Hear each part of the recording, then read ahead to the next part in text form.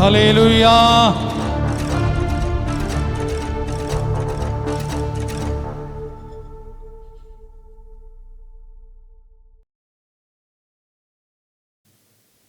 கர்த்தர் நல்லவர்.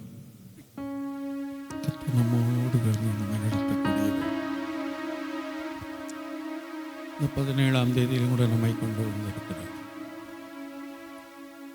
நாமும் வரக்கூடாதபடி சரீரத்தில் எவ்வளவோ பிரச்சனைகள், பொருளாதார தடைகள், மனசில் போராட்டங்கள், இயற்கையான சூழ்நிலைகள் பாதிப்பு. ஆனால் இவைகள் எல்லாவற்றிலும் இருந்து மாற்றி கர்த்தர் தம்முடைய சமூகத்திற்கு நம்மை அழைத்து கொண்டு வந்திருக்கிறார். கொண்டு வந்தவர் உண்மை உள்ளவர். அதற்குரிய ஆசீர்வாதங்களை நம்ம கட்டவிழ்த்து விடுவார். அதை விசுவாசிப்போம். இந்த விசுவாசத்துடைய எல்லைகளை உருவாக்கும் போது அதற்கேற்றார் போன்று கர்த்தர் நம்மை அதிகமாய் ஆசீர்வதிக்கிறார்.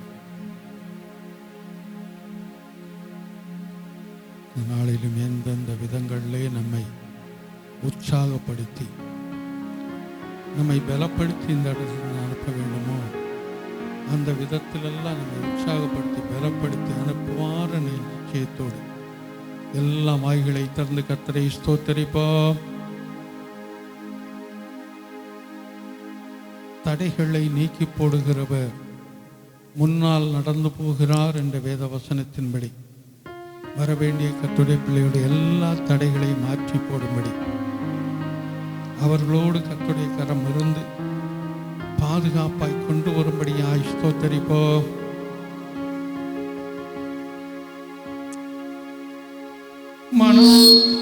மணவாளன் கர்த்தர் இயேசு வருகின்றாரே, மணவாட்டி சந்திக்க ஆயத்தம் தானா?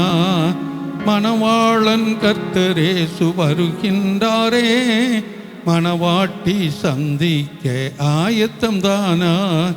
என் பிரியமே நீ ரூபவதி, எழுந்து வா உன் நேசரை சந்திக்கவே. என் பிரியமே நீ ரூபவதி, எழுந்து வா உன் நேசரை சந்திக்கவே. மணவாளன் கர்த்தர் இயேசு வருகின்றாரே, மணவாட்டி சந்திக்க ஆயத்தம் தானா? மணவாளன் கர்த்தர் இயேசு வருகின்றாரே, மணவாட்டி சந்திக்க ஆயத்தம் தானா? மாரி காலம் சென்றது, மழையும் ஓய்ந்தது, பூமியிலே புஷ்பங்கள் பூத்து கொழுங்குது. மாரி காலம் சென்றது, மழையும் ஓய்ந்தது, பூமியிலே புஷ்பங்கள் பூத்து கொழுங்குது. கண்மலையின் சிகரங்களில் தங்கும் புறாவே, கண்மலையின் சிகரங்களில் தங்கும் புறாவே, கர்த்தர் இயேசு வரும் நாளை சொல்லி பாடிடு. கர்த்தர் இயேசு வரும் நாளை சொல்லி பாடிடு. என் பிரியமே நீ ரூபவதி, எழுந்து வா உன் நேசரை சந்திக்கவே. என் பிரியமே நீ ரூபவதி, எழுந்து வா உன் நேசரை சந்திக்கவே. அவர் வரக்கூடிய நாட்கள் மிகவும் சமீபமாயிருக்கிறார். உலகத்தில் நடக்கிற எல்லா சம்பவங்களும் அவருடைய வருகையை அறிவித்துக் கொண்டிருக்கிறது. எப்பொழுது என்று நமக்கு சொல்ல தெரியாது. சமீபம். நம்மை தகுதிப்படுத்திக் கொள்ளும், நம்மை தகுதிப்படுத்திக் கொள்ளும். நம்மோடு அவர் இருந்து கிரியை செய்யக்கூடியவர். இந்த நாள் ஆராதனையிலே கர்த்தர் தொடர்ந்து நம்மோடு இடைப்படும்படி, நமக்கு தேவையான அந்த மன்னாவை கர்த்தர் கட்டளையிடும்படியா, துணையாய் இருப்பேன் என்று சொன்னவர் நாம் எப்படி இருந்தால் துணையாய் இருப்பார் என்று பார்த்து கொண்டு வரோம். தொடர்ந்து அவர் நமக்கு துணையாய் இருக்கும்படி எல்லாம் வாய்களை திறந்து கர்த்தரை ஸ்தோத்தரிப்போம். கர்த்தரை மகிமைப்படுத்தி ஒரு சில பாடல்களை சேர்ந்து பாடுவோம். தேவன் நல்லவர், தேவன் நல்லவராக இருக்கிறார். அவரை உயர்த்துவோம், தேவனை போற்றி பாடிடுவோம், நம் இயேசுவை என்றும் துதித்திடுவோம். பாடலை நம்ம சேர்ந்து பாடுவோம்.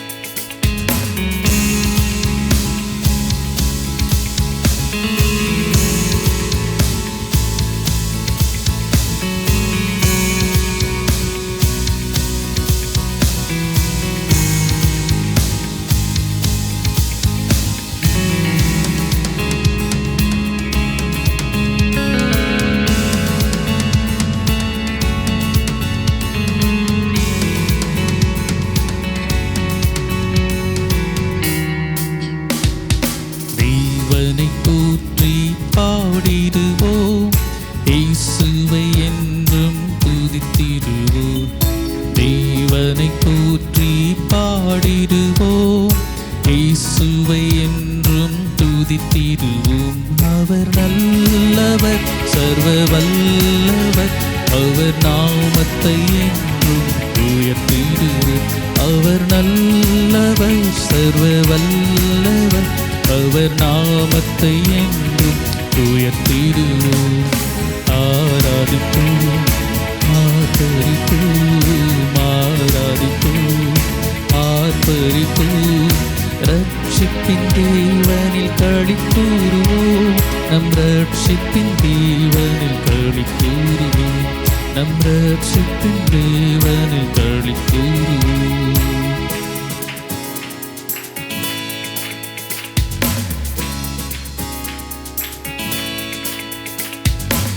தாழ்வில் நம்மை நினைத்தவரை, வாழ்வில் செய்த நன்மைகளை, தாழ்வில் நம்மை நினைத்தவரை, வாழ்வில் செய்த நன்மைகளை, அளவில்லாவரின் கிருபைகளை என்றென்றும் நாமும் பாடிடுவோம். அளவில்லாவரின் கிருபைகளை என்றென்றும் நாமும் பாடிடுவோம். ஆராதிப்போம், ஆர்ப்பரிப்போம், ஆராதிப்போம், ஆர்ப்பரிப்போம். ரட்சிப்பின் தேவனில் களிக்கூறுவோம். நம் ரட்சிப்பின் தேவனில் களிக்கூறுவோம். நம் ரட்சிப்பின் தேவனில் களிக்கூறுவோம்.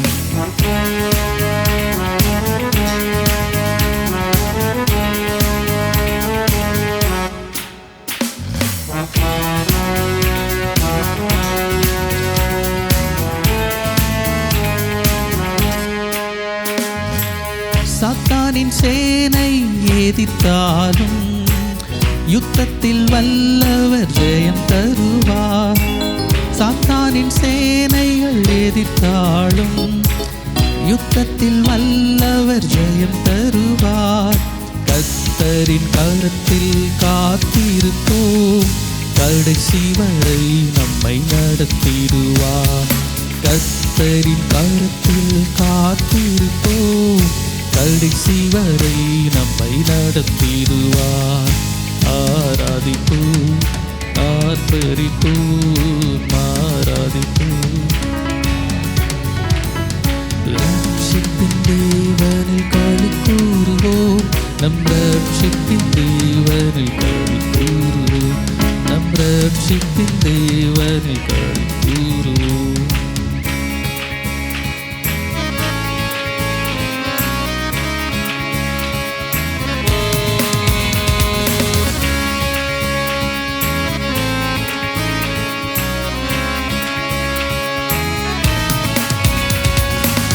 மேகம் மீதினில் தோன்றிடுவார். மேகமாய் நம்மை சேர்த்திடுவார். மேகம் மீதினில் தோன்றிடுவார். வேகமாய் நம்மை சேர்த்திடுவார். விண்ணிலை காலங்கள் முழங்கிடவே மகிமையில் நாமும் வாழ்ந்திடுவோம். விண்ணிலை காலங்கள் முழங்கிடவே மகிமையில் நாமும் வாழ்ந்திடுவோம். ஆராதிப்போம், ஆர்ப்பரிப்போம், ஆராதிப்போம், ஆர்ப்பரிப்போம். ரட்சிப்பின் தேவனில் களிக்கூறுவோம். ரட்சிப்பின் தேவனில் களிக்கூறுவோம். நம் ரட்சிப்பின் தேவனில் களிக்கூறுவோம்.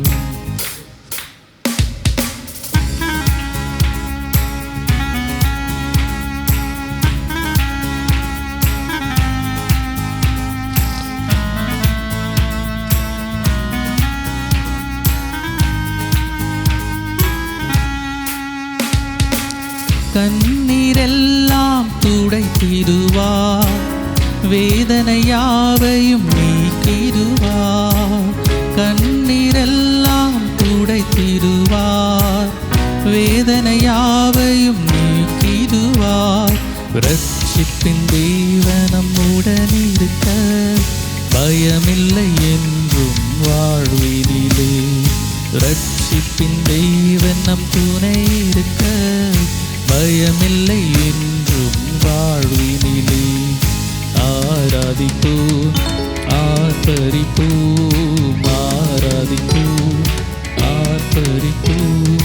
ரட்சிப்பின் தேவனில் களிக்கூறுவோம் நம் ரட்சிப்பின் தேவனில் களிக்கூறுவோம் நம் ரட்சிப்பின் தேவனில் களிக்கூறுவோம். தேவனை கூற்றி பாடிடுவோம் இயேசுவை என்றும் துதித்திடுவோம். தேவனை கூற்றி பாடிடுவோம் இயேசுவை என்றும் துதித்திடுவோம். அவர் நல்லவர் சர்வ வல்லவர் அவர் நாமத்தை என்றும் உயர்த்திடுவோம். அவர் நல்லவர் சர்வ வல்லவர் அவர் நாமத்தை என்றும் உயர்த்திடுவோம். ஆராதிப்போம் ஆர்ப்பரிப்போம் ஆராதிப்போம் ஆர்ப்பரிப்போம். ரட்சிப்பின் தேவனில் களிக்கூறுவோம் நம் ரட்சிப்பின் தேவனில் களிக்கூறுவோம் நம் ரட்சிப்பின் தேவனில் களிக்கூறுவோம். கர்த்தர் நல்லவர், கர்த்தரில் மனமகிழ்ச்சியாக இருப்போம். கர்த்தர் நம்முடைய இருதயத்தின் வேண்டுதல்களை நமக்கு அருளை செய்கிறதான ஒரு தேவன். இன்னொரு பாடலில் நம்ம சேர்ந்து பாடுவோம். என்னை நடத்திடும் தெய்வன் என்னோடு இருக்க பயமே எனக்கில்லையே. நான் நம்பிடும் தெய்வன் என் துருகமாய் இருக்க கலக்கமே எனக்கில்லையே.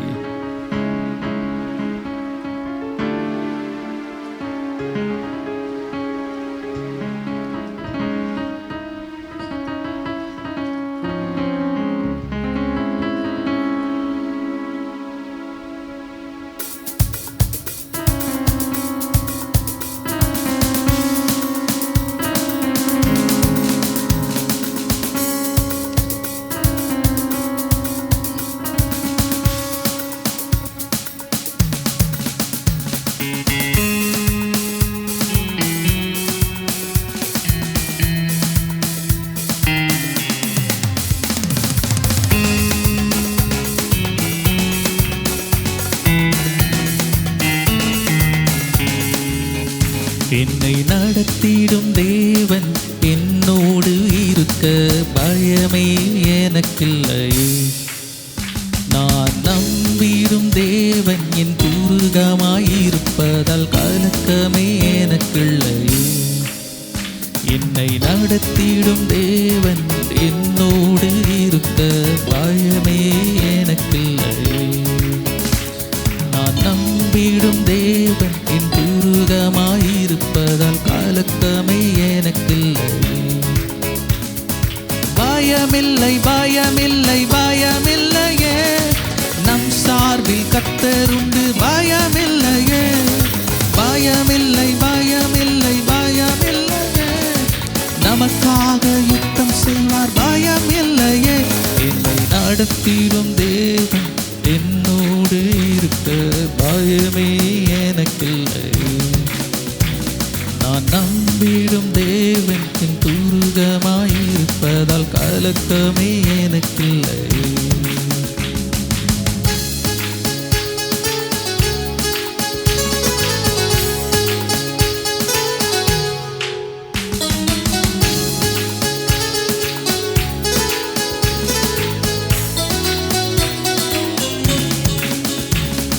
சிறு கூட்டமே நீ பயப்படாதே கர்த்தர் என்றும் நம் துணை நிற்கிறார்.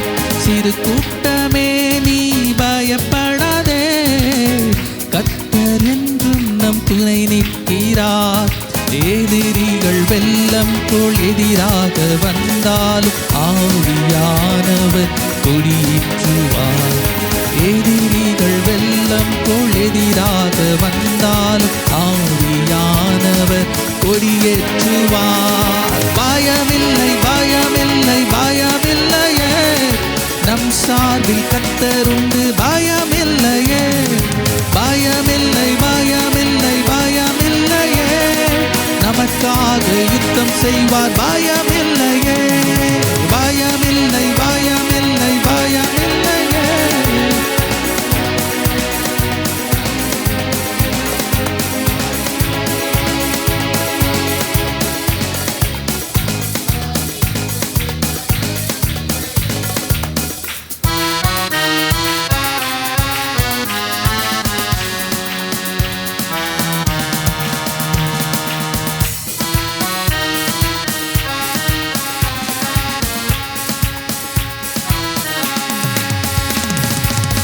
பாதைகள் எங்கும் தடை கற்களோ தாமதம் மற்றும் பதிலானதோ. பாதைகள் எங்கும் தடை கற்களோ தாமதம் மற்றும் பதிலானதோ. நேர்வழியாய் நம்மை நடத்திடும் தேவன் நிச்சயம் நடத்துவார் பயமில்லையே.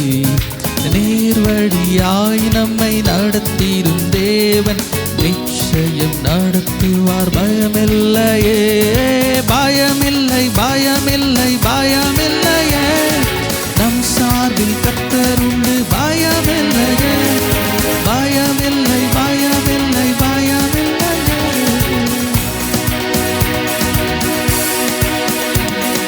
பயமில்லை பயமில்லை பயமில்லையே.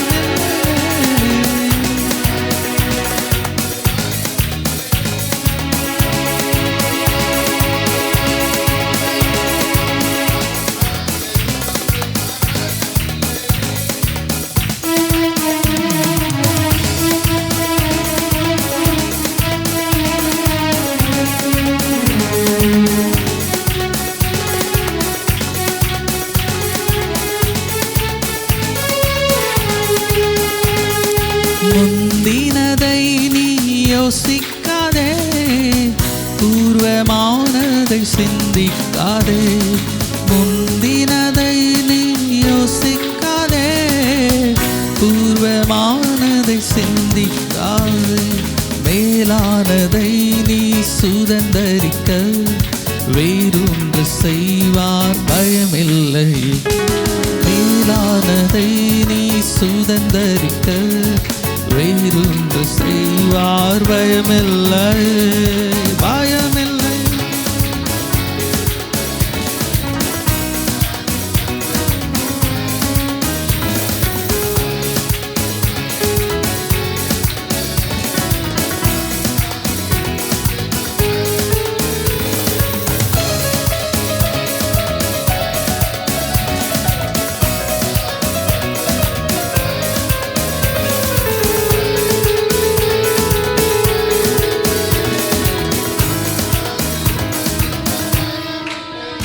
என்னை நடத்திடும் தேவன் என்னோடு இருக்க பயமே எனக்கில்லை. நான் நம்பிடும் தேவன் என் துருகமாயிருப்பதால் கலக்கமே எனக்கில்லை. என்னை நடத்திடும் தேவன் என்னோடு இருக்க பயமே எனக்கில்லை. நான் நம்பிடும் தேவன் இருப்பதால் கலக்கமே எனக்கில்லை. கர்த்தர் நல்லவர். கர்த்தர் நடத்துகிற வரையில் பயப்பட வேண்டிய அவசியம் இல்லை. கர்த்தர் நடத்தக்கூடியவர்.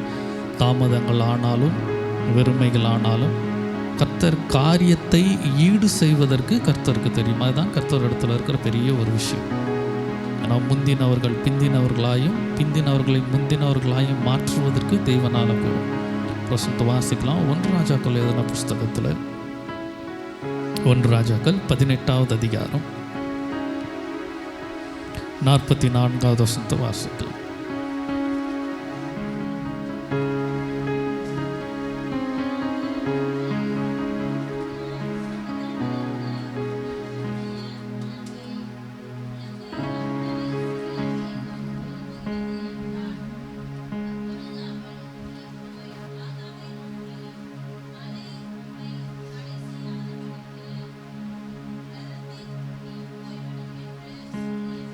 வாசிக்கிறோம். எலியா தீர்க்கதரிசி ஆகாப்பை குறித்து வாசிக்கிறோம். ஒரு கையளவு சிறு மேகம்தான் இருக்கிறது, இது பெருமழை பரப்போகிறது, அதனால நீ ரதத்தை பூட்டி கொண்டு மழை வருவதற்கு முன்பாக நீ போய்விடு என்று சொல்லி அவன் சொல்லுகிறான். தொடர்ந்து வாசிக்கலாம்.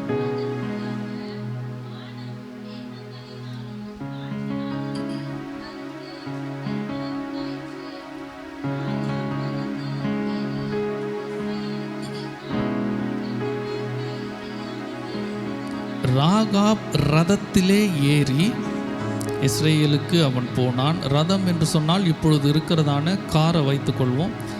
நல்ல வேகமாக போகக்கூடிய குதிரைகளை கூட்டி போவது, அதுதான் வாகனம் என்று போடலை, ரதம் என்று போகப்படுறது. ஆகாப் ரதத்திலே போனான். தொடர்ந்து வாசிக்கலாம்.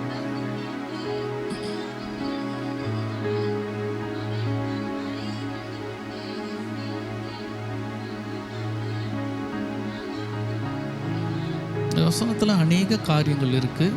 அதில் ஒரு காரியத்தை, 2 காரியத்தை எடுத்துக்கொள்வோம். முதல் ஒன்று, எலியா ஆகாப்புக்கு முன்பாக அவன் ஓடினான் என்று வாசிக்கிறோம். ரதம் எவ்வளோ வேகமாக போகுமோ அந்த ஓடுவதற்கு இன்னொரு காரியம், கர்த்தருடைய கரம் எலியாவோடு இருந்தது. இன்னும் அநேக காரியங்கள் இருக்குது. அவன் கச்சையை கட்டி கொண்டான், இடையை கட்டி கொண்டான். அதில் ஆவிக்குரிய அர்த்தங்கள் நிறையா இருந்தாலும் 2 காரியம். ஒன்று, இவனுக்கு முன்பாக ரதத்தில் போனவனை விட இவன் ஓடி அவனுக்கு முன்பாக போவதற்கு கர்த்தர் இவனுக்கு பலனை கொடுத்தார். ஒரு ரதத்தை மிஞ்சி ஓடுவது அவ்வளோ லகுவான காரியம் அல்ல.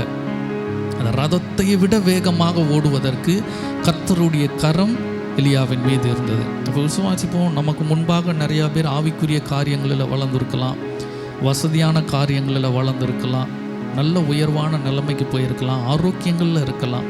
ஆனால் நம்முடைய ஜெபம் ஒருவேளை காலதாமதம் நிறுத்தி வைக்கிறார் என்றால் நம்ம சில நேரம் யோசிப்போம், இந்த பணம் இருந்திருக்கணும், இந்த வசதி இருந்திருக்கணும், இந்த பலன் இருந்திருக்கணும், இந்த வயது இருந்தால் தான் நான் அவர்களோடு இருந்திருக்கலாம், என் நிலைமை முடிஞ்சிருச்சுன்னு யோசிக்கலாம்.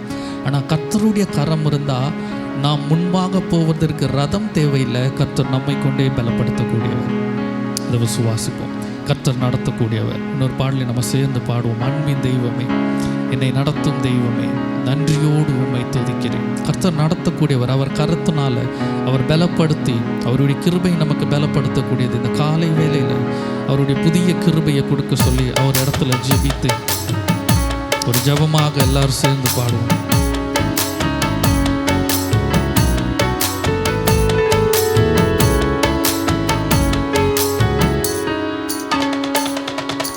அன்பின் தெய்வமே, என்னை நடத்தும் தெய்வமே, நன்றியோடு உம்மை.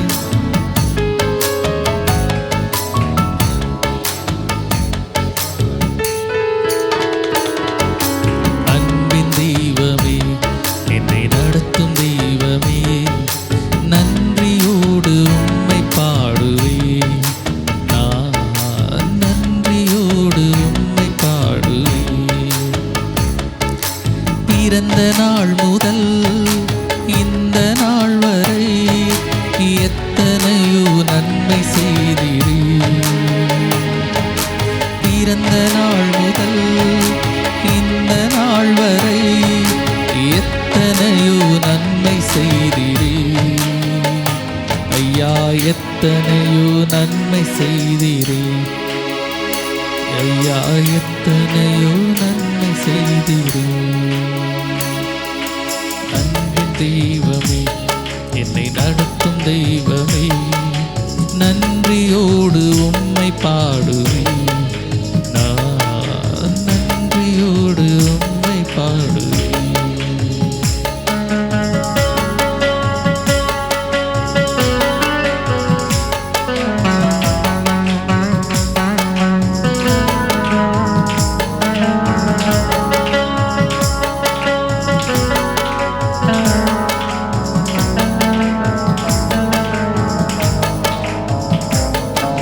சிறுமையானவனை தூக்கி எடுத்தீரே, அளவில்லாமல் ஆசீர்வதித்தீரே. சிறுமையானவனை தூக்கி எடுத்தீரே, அளவில்லாமல் ஆசீர்வதித்தீரே. இது ஆச்சரியம், ஆச்சரியம்தானே. இது ஆச்சரியம், ஆச்சரியம்தானே. அன்பின் தெய்வமே, என்னை நடத்தும் தெய்வமே, நன்றியோடு உம்மை பாடுவேன். நான் நன்றியோடு உம்மை பாடுவேன். அன்பின் தெய்வமே, என்னை நடத்தும் தெய்வமே, நன்றியோடு உம்மை பாடுவேன். நான் நன்றியோடு உம்மை பாடுவேன்.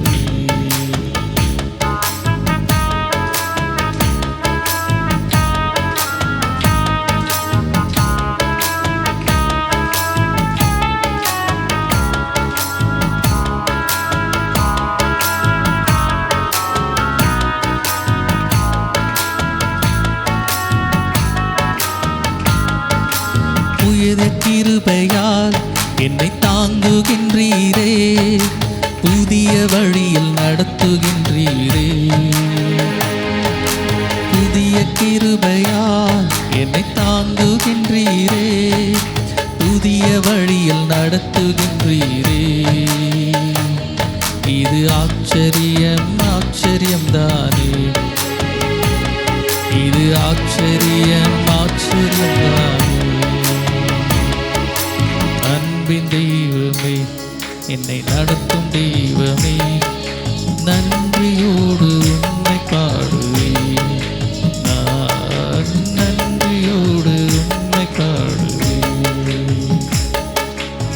எல்லாரும் அப்படி கண்களை மூடி, இருந்த இடத்துல கண்களை மூடி ஒரு ஜெபமாக கர்த்தருக்கு நன்றி செலுத்துகிற விதமாக, கர்த்தாவே நான் நன்றியோடு உம்மை பாடுற ஆண்டவரே, என்னை இதுவரை நடத்தினது உங்க கரம், உங்க கிருபை. சொல்ல முடியும் இல்லையா, பணம் இல்லாத வேலையில் எப்படி குடும்பத்தை ஓட்டணும் நமக்கு தெரியாது. பலவீனமான வேலைகளில் எப்படி வீட்டில் நம்ம சமைச்சோம் வேலைக்கு போனோம் என்று சொல்லி தெரியாது. கர்த்தருடைய கரம், எலியாவின் மீது இருந்த அதே கரம் கர்த்தர் நம்மை பலப்படுத்தினது. கர்த்தர் இடத்துல ஒப்பு கொடுப்பேன். கர்த்தாவே, என்னை முழுவதும் உங்கள் கருத்தில் ஒப்பு கொடுக்குறேன். என் சந்தேகங்களை குறித்து நான் பார்க்கல. எனக்கு முன்னாடி என்னோடு கூட இருந்தவங்க என்னை விட மேலான நிலைமைக்கு போயிட்டாங்க. அவர்களுக்கு எல்லாம் நடந்துருச்சு, எனக்கு ஒன்றும் நடக்கலை. இனி நடந்தாலும் அவர்களை விட பின்தங்கிய நிலைமையில தானே இருப்பேன். என்கிட்ட ஒன்றும் இல்லையே, என்னிடத்துல ரதம் இல்லையே, நான் எப்படி போவேன், நான் எப்படி முன்பாக போவேன் என்பதெல்லாம் வேண்டாம். கர்த்தருடைய கரம் இருக்கும் பொழுது ரதங்களோடு அல்ல, ரதங்களுக்கு பின்னால் அல்ல, ரதங்களுக்கு முன்னால ஓடுவதற்கு கர்த்தர் பலனை கொடுக்கக்கூடியவராயிருக்கிறார். சேர்ந்து சொல்லுவோம், ஆண்டவரே உம்முடைய கரங்களில் நான் என்ன கொடுக்கிறேன் ஆண்டவரே. நீர் நடத்தக்கூடிய கரம், அந்த பயங்கர கரத்திற்குள்ளாக நான் அப்பு கொடுக்கிறேன் ஆண்டவரே. நான் அடங்கி இருக்கிறேன் ஆண்டவரே.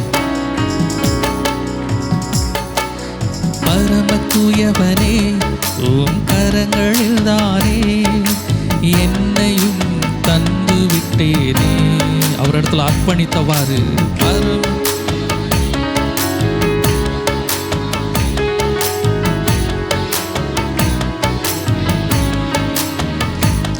உம் சித்தம் போல என்னை நடத்துவே,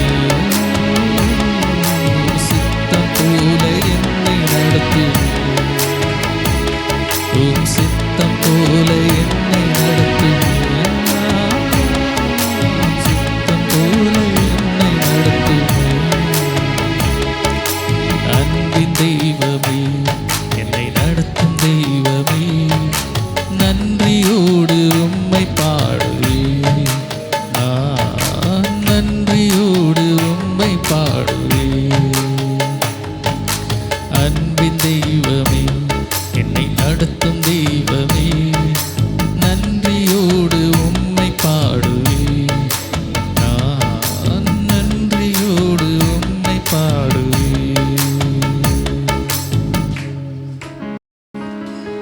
இந்த காலை வேளையில் கர்த்தருடைய புதிய கிருபையை கேட்பேன். கர்த்தாவே, காலைதோறும் புதியதாக இருக்கிறவங்க கிருபையை தாங்க.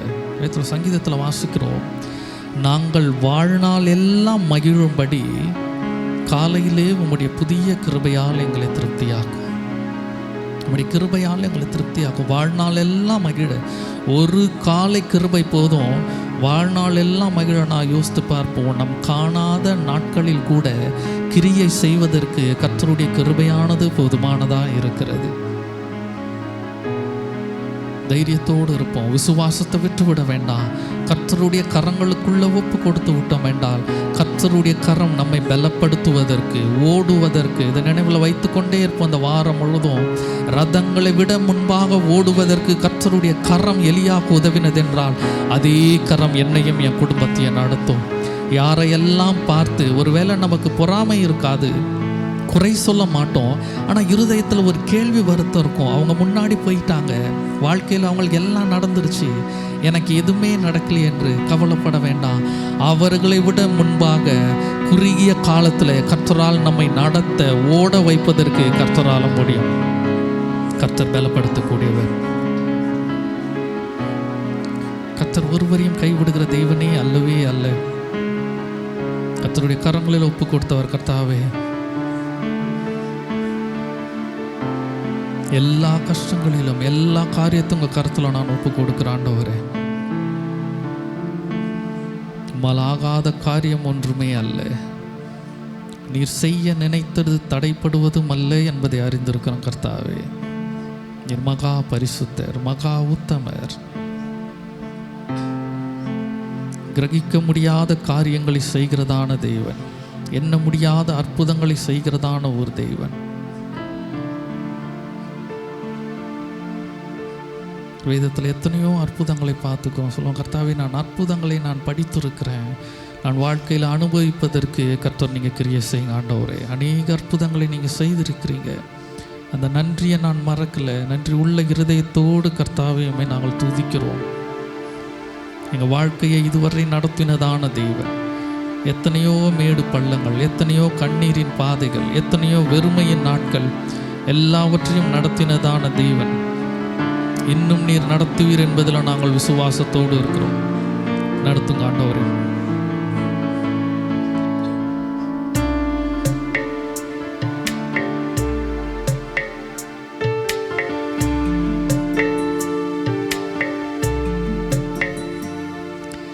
என் ஜீவ பயணத்திலே தேவா உம் பாதமே சரணம். என் ஜீவ பயணத்திலே தேவா உம் பாதமே சரணம். பூலோக மீதினில் நீரே அல்லால் யாரும் துணையில்லை. பூலோக மீதினில் நீரே அல்லால் யாரும் துணையில்லை. துணையின் ஆண்டு என்று பிரகடனப்படுத்தி இருக்கிறோம். கர்த்தரிடத்தில் சொல்லுவோம், இல்லான இருதயத்தோடு, கர்த்தாவே, இந்த பூமியில் ஒருவேளை என்னுடன் ஆட்கள் இருக்கலாம், ஆனால் எனக்கு துணையாக ஒருவரும் இல்லாத சூழ்நிலையை கர்த்தர் அறிந்திருக்கிறீங்க. துணையாக இருங்க ஆண்டவரே. கர்த்தத்தில் கேட்பேன், எங்களுக்கு துணை நீங்கள் தான் ஆண்டவரே. எங்களுடைய வேதனையை பகிர்ந்து கொள்வதற்கு, எங்களுக்கு உதவி செய்வதற்கு நீங்கள் மாத்திரம் துணை ஆண்டவரே.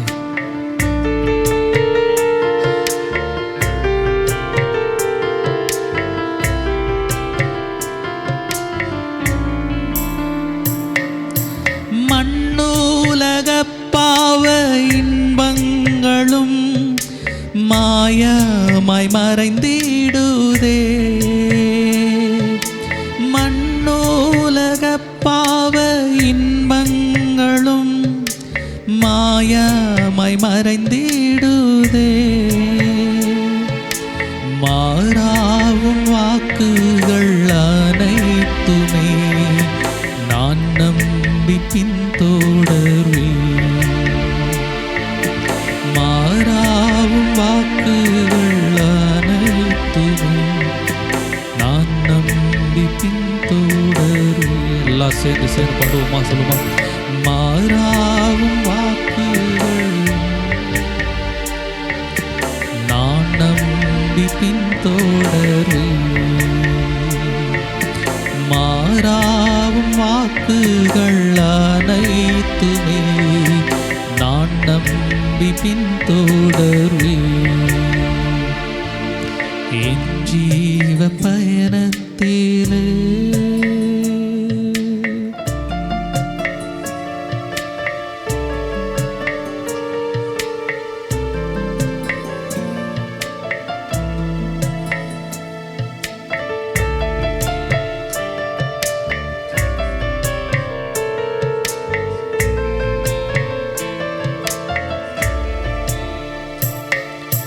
பலவித சோதனை கஷ்டங்களும் பலமாய் அடித்திடினும். பலவித சோதனை கஷ்டங்களும் பலமாய் அடித்திடினும். கலங்கின என்ற கலங்காமல் காத்தீரே, கலங்கின எந்தன் இதயத்தை கலங்காது காத்தீரே. ரசியம் சொல்லமா? கலங்கின எந்தன்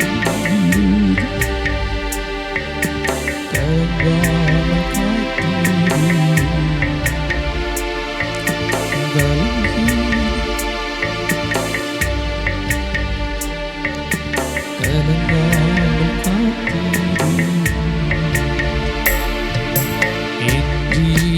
பயணத்தீவிலே தேவா உம் பாதமே சரணம். என் ஜீவ பயணத்தீவிலே தேவா உம் பாதமே சரணம். பூலோகமீதினில் நீரே அல்லால் யாரும் துணையில்லை. பூலோகமீதினில் நீரே அல்லால் யாரும் துணையில்லை. பூலோகமீதினில் நீரே அல்லால் யாரும் துணையில்லை. பூலோகமீதினில் நீரே அல்லால் யாரும் துணையில்லை.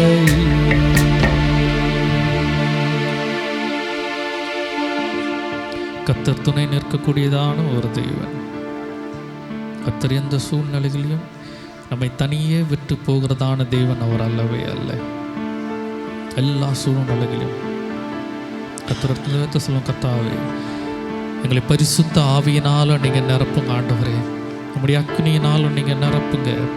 அக்னி அபிஷேகம் பெறும்பொழுது நம்மிடத்தில் இருக்கிற பதறையெல்லாம் அவர் சுட்டெரிக்கிறார். நம்மிடத்தில் இருக்கிற பயங்கள், அவிவிசுவாசங்கள், துக்கங்கள், பலவீனம், கண்ணீர் எல்லாவற்றையும் அவர் சுட்டெரிக்கிறார்.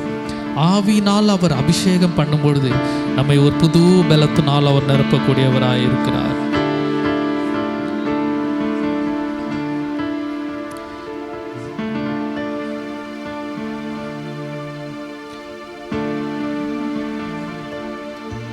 அபிஷேகத்தை இந்த வேலையில் எங்களை பலப்படுத்துவதற்கு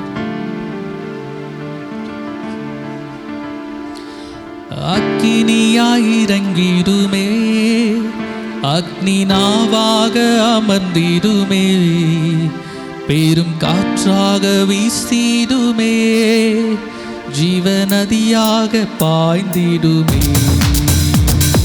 அக்கினியாயிரங்கிடுமே, அக்னி நாவாக அமர்ந்திடுமே, பெரும் காற்றாக வீசிடுமே, பெரும் நதியாக பாய்ந்திடுமே. பின்மாரியின் அபிஷேகம் சகல ஜனத்தின் மேலும் அதிகமாய் பொழிந்திடுமே, ஆவியில் நிறைந்திடுமே. பின்மாரியின் அபிஷேகம் சகல ஜனத்தின் மேலும் அதிகமாய் பொழிந்திடுமே,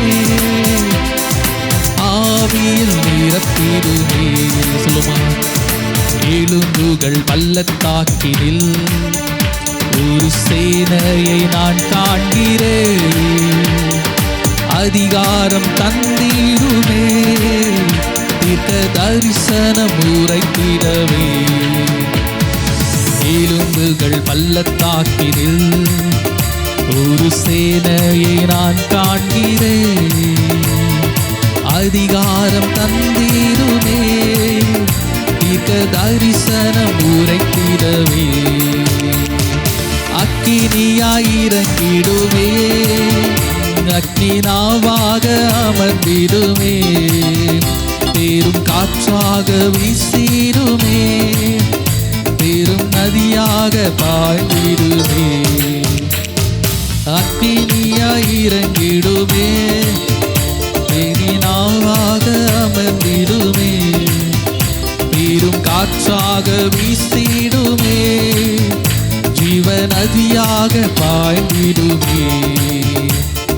கண்மேல் ஜபவேளையில் கையளவு மேகம் காண்கிறே,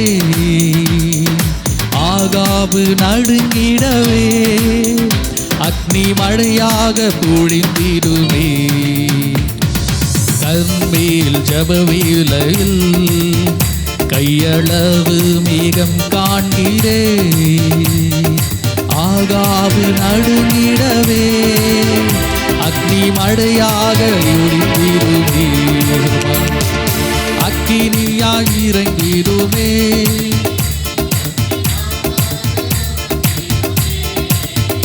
பெரும் காற்றாக வீசிடுமே, பெரும் நதியாக பாய்ந்திடுமே.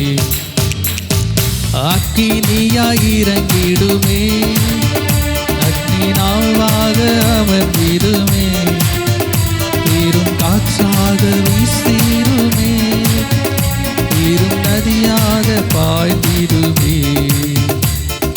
சீனாய் மலை மேலே அக்னி ஜுவாலையை நான் காண்கிறேன். இஸ்ரவேலின் தேவனே, என்னை அக்கினியாய் மாற்றிடுமே. சீனாய் மலை மேலே அக்னி ஜுவாலையை நான் காண்கிறேன். இஸ்ரவேலின் தேவனே, என்னை அக்கினியாய் மாற்றிடுமே. அக்கினியாய் இறங்கிடுமே, அக்னி நாவாக அமர்ந்திடுமே, பெரும் காற்றாக வீசிடுமே, ஜீவ நதியாக பாய்ந்திடும். அக்கினியாய் இறங்கிடுமே, அக்னி நாவாக அமர்ந்திடுமே, பெரும் காற்றாக வீசிடுமே, ஜீவ நதியாக பாய்ந்திடுமே. அக்கினியாய் இறங்கிடுமே, அக்னி நாவாக அமர்ந்திடுமே, பெரும் காற்றாக வீசிடுமே, ஜீவ நதியாக பாய்ந்திடுமே.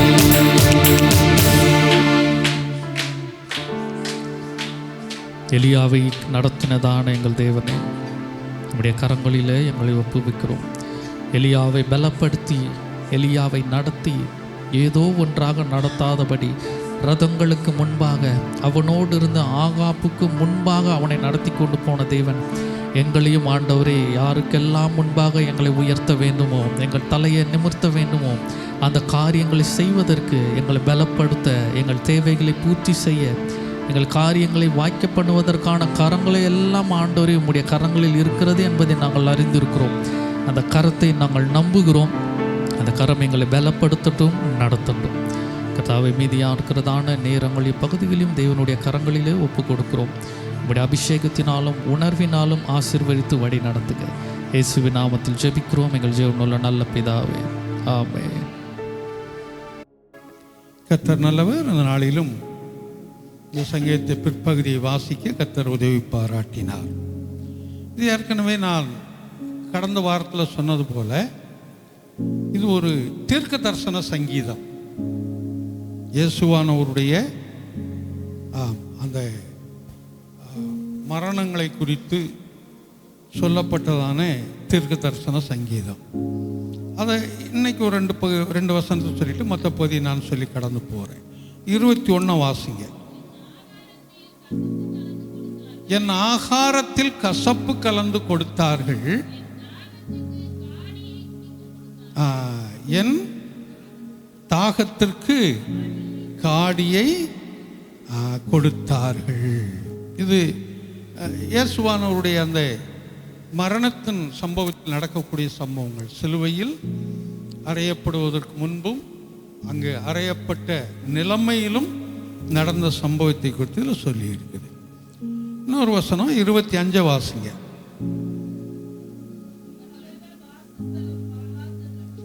அவர்கள் வாசஸ்தலம் பாழாக கிடவது, அவர்கள் கூடாரங்கள் குடியில்லாமல் போவதாக. இதுவும் தீர்க்க தரிசனமான ஒரு வசனம்தான். அப்போஸ்தலர் 1:20 வாசிங்க. அப்போஸ்தலர் 1:20.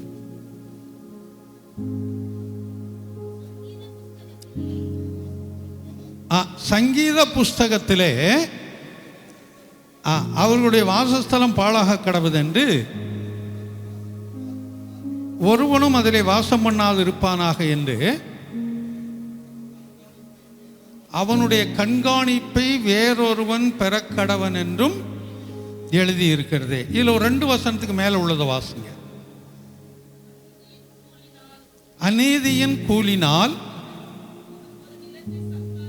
ஒரு நிலத்தை சம்பாதித்து தலைகீழாக விழுந்தான், அவன் வயிறு வெடித்து குடலெல்லாம் சரிந்து போயிற்று. யூதாஸ் காரியத்தை, அதுக்கு மேலே வரும்போது யூதாஸ் காரியத்தை குறித்து தான் சொல்லியிருக்கு.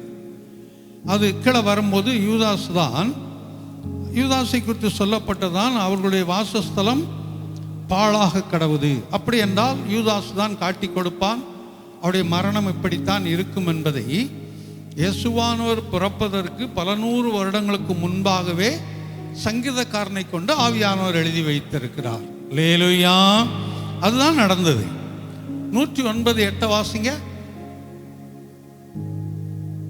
109:8. அவன் நாட்கள் கொஞ்சமாக கடவுது, அவன் உத்தியோகத்தை வேறொருவன், அவன் நாட்கள் கொஞ்சமா இருக்கட்டும், அவனுடைய வேலை, அவனுடைய கண்காணிப்பை வேறொருவன் பெற கடவுது. இதைத்தான் நம்ம அப்போஸ்தலர்ல வாசித்தோம். அப்போ இது ஒரு தீர்க்க தரிசன சங்கீதம். இயேசுவானவர் அவருடைய ஊழியத்துடைய பகுதிகளிலும் அவருடைய மரணத்திலும் அவருடைய பிறப்பிலும் நிறைய சொல்லப்பட்டது. இதில் அவருடைய மரணத்தை குறித்து சொல்லியிருக்குது. அதோடு மாத்திரமல்ல, இது ஒரு ஜெபத்தை குறித்து வரக்கூடியதான ஒரு சங்கீதம். நீங்கள் இந்த 18வது வசனத்தில் இருந்து நீங்கள் தொடர்ந்து அப்படியே வாசித்து வருவீங்கன்னு சொன்னால் ஏறத்தாழ அந்த 28வது வசனம் வரைக்கும் இவனுடைய ஜெபம். அது அதில் ஏதாவது ஒரு வசனத்தை வாசிங்க. 18லேருந்து 28 ஏதாவது ஒரு வசனம் அதில் இல்லைங்களோ? 18லேருந்து 28 வரைக்கும் வசனமே இல்லையோ? நிந்தை என் இருதயத்தை பிளந்தது, நான் மிகவும் வேதனைப்படுகிறேன். 20வது வசனம், நிந்தை என் இருதயத்தை பிளந்தது, நான் மிகவும் வேதனைப்படுகிறேன். எனக்காக பரிதபிக்கிறவர்கள் உண்டோ என்று காத்திருந்தேன், ஒருவனும் இல்லை. தேற்றுகிறவர்களுக்கு காத்திருந்தேன், ஒருவரையும் காணேன். இதை சொல்லிட்டு தான் அந்த ஜெபத்தில் என் ஆகாரத்தில் கசப்பு கலந்து கொடுத்தார்கள் வாசிக்கிறோம். இந்த வசனம் கெத்செமனே தோட்டத்தில் அவர் ஜபிக்கும் போது நடந்த சம்பவம். அதான் எழுதியிருக்கு. இது ஒரு ஜபத்தை அப்படியே தொடர்ந்து வந்து கொண்டே இருக்கும். வேற ஒரு வசனம் வாசிங்க.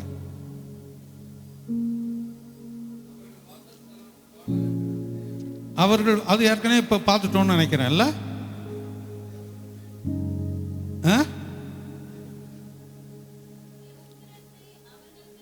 உம்முடைய உக்கிரத்தை அவர்கள் மேல் ஊற்றும். 24, உம்முடைய கோபாக்கினை அவர்களை தொடர்ந்து பிடிப்பதாக. அதாவது இவனுக்கு விரோதமாய் வரக்கூடியவர்களுக்கு என்ன நடக்க வேண்டும் என்று இந்த மனிதனுங்க ஜெபிக்கிறான். இது பழைய ஏற்பாட்டில் அப்படி ஜெபித்தாங்க. புதிய ஏற்பாட்டில் வரும்போது உனக்கு விரோதமாய் வர்றவங்களை நீ ஆசீர்வதி என்று சொல்லி இயேசுவானவர் சொல்லி போனார். உன்னை நிந்திக்கிறவர்களையும் சபிக்கிறவர்களையும் நீ ஆசீர்வதி. அந்த ஆசீர்வாதம் அவர்களுக்கு சொந்தம் என்றால் அது அவர்களுக்கே நிற்கும்.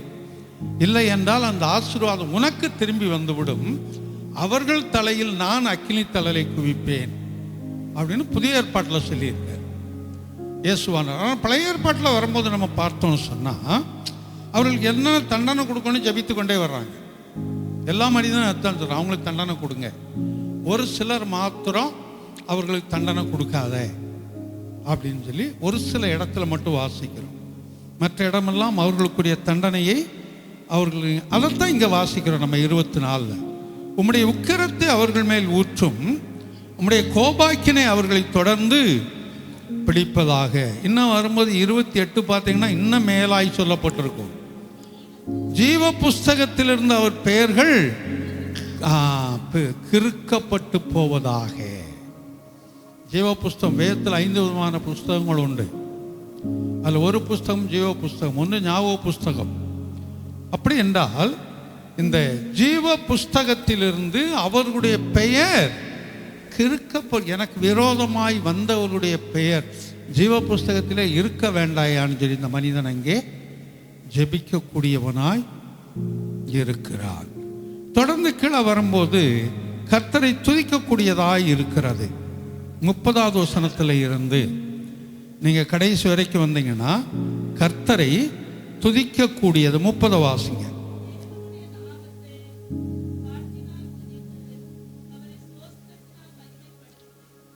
34 வாசிங்க.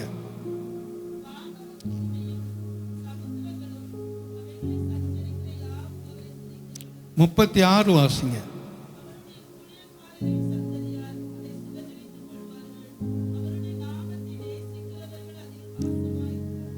ஆமா, அவருடைய நாமத்தை நேசிக்கிறவர்கள் அதிலே வாசமாயிருப்பார்கள். அப்ப கர்த்தரை பாட்டினால் துதித்து ஸ்தோத்திரத்தினால் அவரை மகிமைப்படுத்தும் போது இந்த கீழே சொல்லப்பட்ட வாக்குத்தத்தங்கள் எல்லாம் அவர்களுக்கு சொந்தமாய் மாறும்.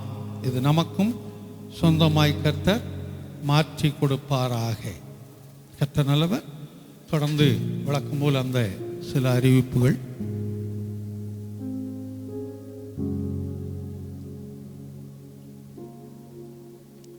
வழக்கம் போல புதன்கிழமையும் வெள்ளிக்கிழமையும் சபையில் ஜெபம் இருக்கும். வரக்கூடியவர்கள் அதிலே வந்து கலந்து கொள்ளுங்கள். அது நான் அடிக்கடி சொல்கிறது போல் உங்களுடைய குடும்பத்திற்கும் வேலைகள் தொழிலுக்கும் சபைக்கும் ஊழியத்திற்கும் அது ஆசீர்வாதமாக இருக்கும். அதை ஜெபித்துக் கொள்ளும்படி அன்போடு கூட கேட்டுக்கொள்கிறேன். அதோடு சனிக்கிழமை பரணிபுத்தூரில் சவரன் ஜெவமணி அவர்கள் வீட்டில் அந்த ஜெபம் இருக்கும். அதனால் வரக்கூடியவர்கள் அங்கே வந்து கலந்து கொள்ளுங்கள். அதோடு அந்த சகோதரி ரேவதிக்கா ஜெபித்துக் கொள்ளுங்கள். கர்த்தர் ஒரு சுகமான பிரசவத்தை அந்த மகளுக்கு கொடுக்க வேண்டும். அதோடு சிஸ்டரை மனவேதனைக்குள்ளாய் கொண்டு போன அந்த சகோதரியுடைய ரட்சிப்புக்காய் ஜெபித்துக் கொள்ளுங்கள். கர்த்தர் அவர்களை ஆசீர்வதிக்கட்டும். அதோடு அந்த மிஷனரி காணிக்கை இருப்பவர்கள் கொடுங்க. அந்த உண்டியிலையும் நல்ல கிரியோடு கூட கண்ணோக்கி பார்க்கும்படி அன்போடு கூட கேட்டுக்கொள்ளுகிறேன். கட்டடங்களுக்காக ஜெபித்துக் கொள்ளுங்கள். சீக்கிரத்தில் அந்த கட்டட வேலைகளை கர்த்தர் முடித்து கொடுக்கும்படி அவருடைய தேவைகளை சந்திக்கும்படி தொடர்ந்து ஜெபித்துக் கொள்ளும்படி அன்போடு கூட கேட்டுக்கொள்ளுகிறேன். கர்த்தர் நல்லவர். எல்லாம் அப்படியே இழந்தினப்போம்.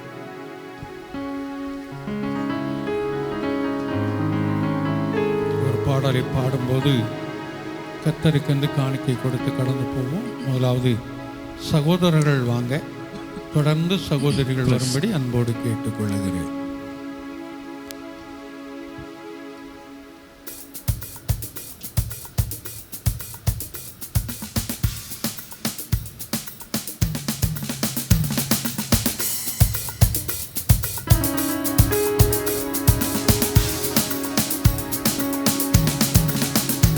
இந்த காலம் பொல்லாதது, உன்னை கர்த்தர் அழைக்கிறார். இந்த காலம் பொல்லாதது, உன்னை கர்த்தர் அழைக்கிறார்.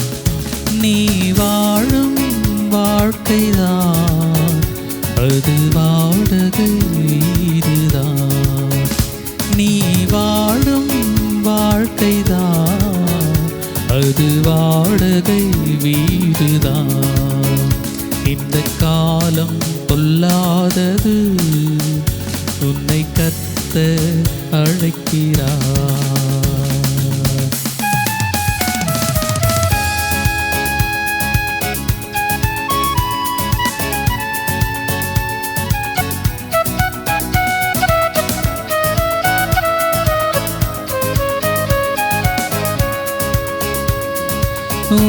உன்னை ரட்சிக்க உன் கூடவே இருக்கிறேன்.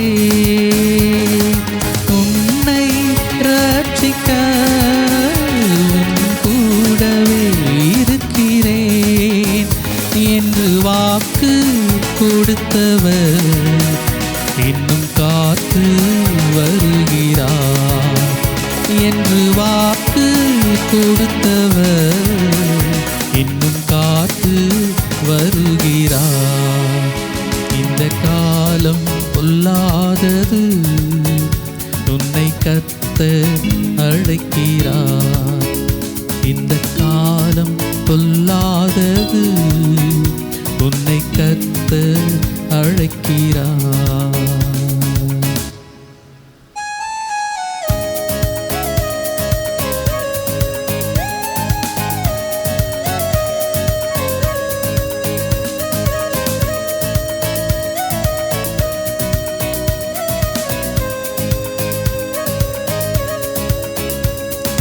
காலமோ முடியுதே, தேவராஜ்யம் நெருங்குதே.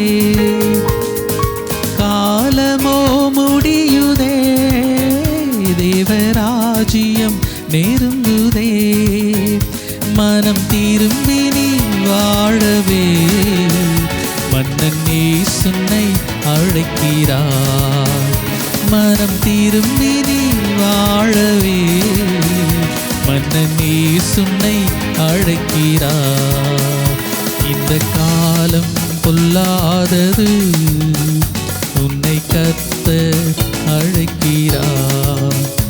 இந்த காலம் பொல்லாதது, உன்னை கர்த்தர் அழைக்கிறார். நீ வாழும் வாழ்க்கைதான் அது வாடகை வீடுதான். நீ வாழும் வாழ்க்கைதான் அது வாடகை வீடுதான். இந்த காலம் பொல்லாதது, உன்னை கர்த்தர் அழைக்கிறார். இந்த காலம் பொல்லாதது, உன்னை கர்த்தர் அழைக்கிறார். கர்த்தர் நல்லவர். இப்ப பாடின பாடல் ஒரு புதிய பாடல். ஏறத்தாழ ஒரு 50 வருஷம் இருக்கும் அந்த பாட்டு. நான் ஊழியத்திற்கு 45 வருடங்கள் ஆயிட்டு. அதுக்கு முன்னாடி அந்த ஊழியத்துக்கு வந்த சமயங்கள்லேயே கிராமங்களில் பாடக்கூடிய ஒரு பிரபலமான ஒரு பாடல் இது. ஏறத்தாழ சுமார் 50 வருடங்கள் இருக்கணும், 6 நூற்றாண்டுகள் இருக்கணும். ஆனால் அதனுடைய கருத்துக்கள் இன்றைக்கும் அது உள்ளத்தை உருக்கக்கூடியவர்களாக இருக்கும். இன்னைக்கு வர பாடல்கள் அப்படி இருக்காது. அதாவது இன்னைக்கு வர பாட்டுகள் என்ன, ஒரு இமோஷன், ஒரு ஆட்டம் பாட்டம், அதோட முடிஞ்சு போச்சு. அதுக்கப்புறம் அந்த பாட்டில் என்ன கருத்து இருக்கு, திரும்ப அந்த பாட்டு அதெல்லாம் ஞாபகத்தில் இருக்காது. இது பழைய பாடல்கள். கர்த்தர் நல்லவர். தொடர்ந்து வியாழக்கிழமை சகோதரன் சாமுவேல் அவர்கள் வீட்டில் ஜெபம் இருக்கும் இல்லையா? ஆமாம், சகோதரன் சாமுவேல் வீட்டில் வியாழக்கிழமை ஜெபம் இருக்கும். வரக்கூடியவர்கள் கலந்து கொள்ளுங்கள்.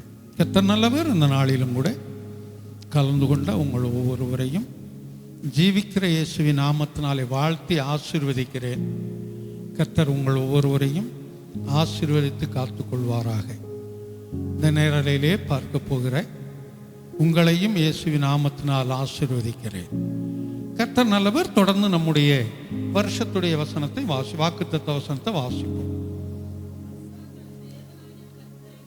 ஆசா தன் தேவனாகிய கர்த்தரை நோக்கி கூப்பிட்டு, கர்த்தாவே, பலமுள்ளவனுக்காகிலும் பலனற்றவனுக்காகிலும் உதவி செய்கிறது உமக்கு லேசான காரியம்.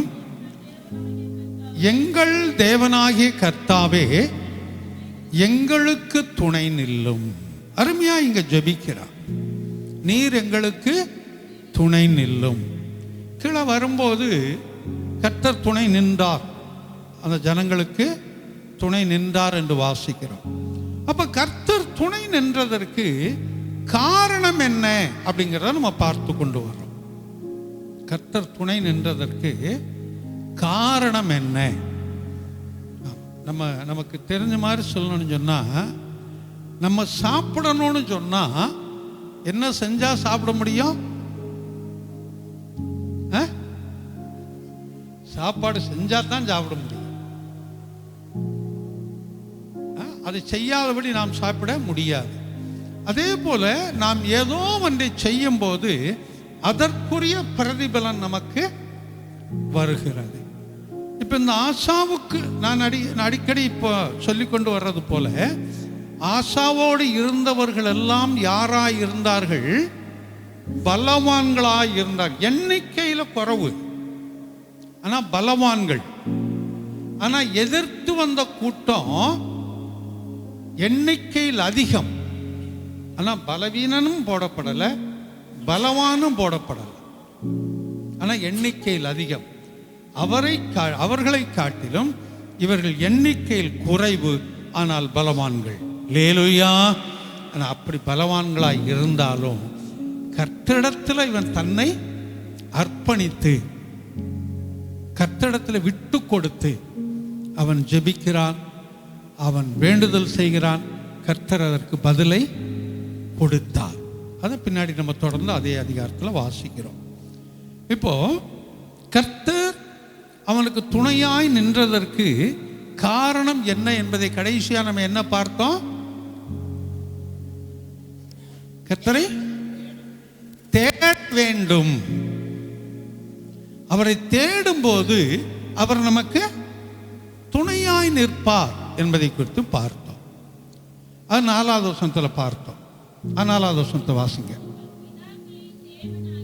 தங்கள் பிதாக்களின் தேவனாகிய கர்த்தரை தேடவும். இதைத்தான் பார்த்தோம். நான் அதோடு அது முடிக்கிறேன். அடுத்த பகுதியை வாசிங்க. நியாய பிரமாணத்தின்படியும் கற்பனையின்படியும் செய்யவும் யூதாவுக்கு கற்பித்து, இல்லைன்னா கற்பித்தான், எப்படி வேணாலும் எடுத்துக்கொள்ளலாம். 2 காரியத்தை அங்கு கற்பிக்கிறான், இல்ல 2 காரியங்களை கற்றுக் கொடுக்கிறான். கற்பித்தல் என்றால் என்ன? கற்றுக் கொடுத்தல். கற்றுக் கொடுத்தல் என்றால் என்ன? தெரியாத ஒரு காரியத்தை தெரிந்து கொள்ளும்படியாய் செய்வதற்கு பெயர் தான் கற்றுக் கொடுத்தல். அது பள்ளிகளாகட்டும் கல்லூரியிலாகட்டும், அவர்கள் அதை புரிந்து கொள்வதற்கு அவர்களை சொல்லிக் கொடுப்பதற்கு பெயர் தான் கற்றுக் கொடுத்தல், கற்பித்தல். அப்ப இந்த மனிதன் மிகவும் அழகாய் நேர்த்தியாய் அந்த ஜனங்களுக்கு எதை கற்பித்தானா? நியாய பிரமாணத்தையும் கற்பனையையும் செய்ய, அதன்படி நடக்க. அதை கேட்பதற்கு அல்ல, அதை கேட்டால் தான் செய்ய முடியும், அதை கேட்டால் தான் அதை நாம் அதன்படி நடக்க முடியும். அதற்கு அவன் கற்பித்தான். இதுதான் ஒரு மேன்மையான ஒரு காரியம். கர்த்தர் அவர்களுக்கு துணை நின்றதற்கு இது ஒரு மிகவும் முக்கியமான ஒரு காரியம். தேடுவது என்பது ஒரு பகுதி, ஆனால் இது இன்னும் ஒரு முக்கியமான ஒரு பகுதி. இல்லை, முதலாவது நியாயப்பிரமாணம் என்று போடப்பட்டிருக்கிறது. நியாயப்பிரமாணம் என்றால் என்ன? வேத வசனம்தான். ஆனா பழைய நாட்களில் நியாயப்பிரமாணம் என்று சொல்லும் போது எதை சொல்லி இருக்குது? ஆமா, கட்டளைகள் தான். இந்த நியாயப்பிரமாணம் பிரித்தெழுதுக, இதுதான் கொஞ்சம் சிக்கலா இருக்குது. நியாயப்பிரமாணம் பிரித்து எழுதுக.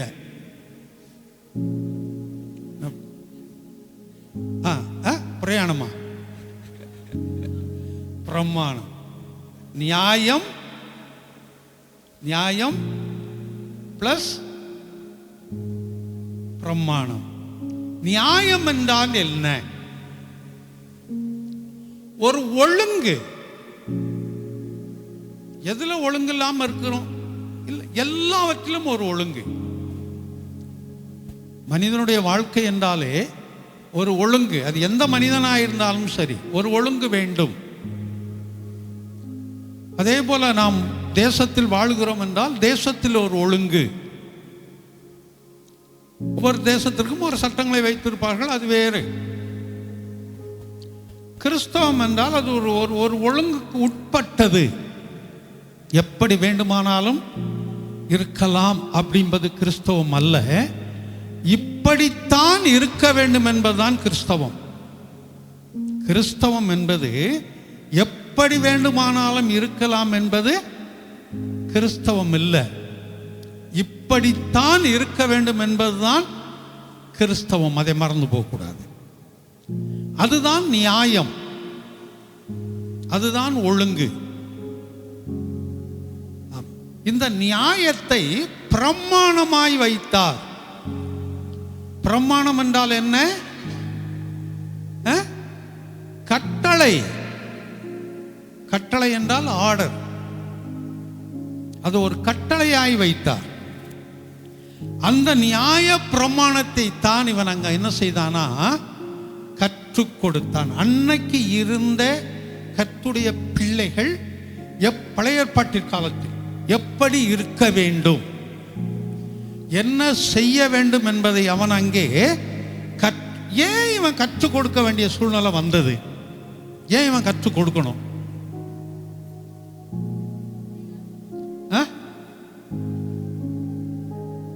சத்தம் பாதிய வருது, பாதி முழுங்குது. சொல்லு. யாரும் ஒழுங்கா இல்லை. ஏன் ஒழுங்கா இல்லை? நியாயப்பிரமாண புஸ்தகத்தை மறந்துட்டாங்க. நியாயப்பிரமாண புஸ்தகம் காணாமல் போனது. இன்னைக்கு நம்ம கையில் இருக்கிறது போல அன்றைக்கு எல்லார் கையிலும் அந்த வேத புஸ்தகங்கள், அந்த நியாயப்பிரமாணம் கிடையாது.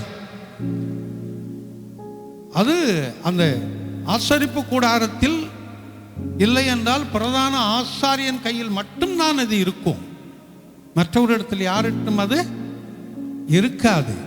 அதுவும் அது எப்படிப்பட்டதா இருக்குமா? தோல் சுருள். ஆமா, ஒவ்வொரு அதிகாரமும் பார்க்கணும். அன்னைக்கு அதிகாரங்கள் இல்லை, அதுக்கப்புறம் தான் அதிகாரங்களை பிரிச்சது. ஒவ்வொரு பகுதிகளும் பெரிய பெரிய பாய் மாதிரி சுருட்டி 2 பேர் 3 பேர் தோல்ல தூட்டி போவாங்க.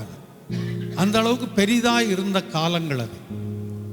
அதுக்கப்புறம் தான் சுருக்கி சுருக்கி சுருக்கி எழுதி கடைசியில் வசனத்தை சுருக்கிடல,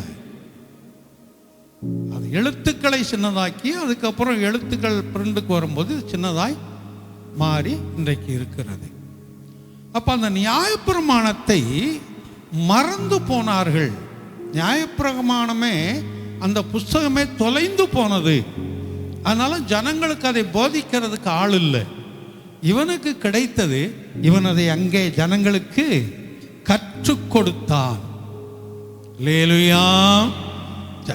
அப்போ இந்த நியாயப்பிரமாணத்தை குறித்து முதலாவது ஒரு சில காரியங்களை நம்ம பார்க்கலாம். 2 ராஜாக்கள் 17:19 வாசிங்க. 2 ராஜாக்கள் 17:19. யூதா ஜனங்களும் தங்கள் தேவனாகிய கர்த்தரின் கற்பனைகளை கைக்கொள்ளாமல்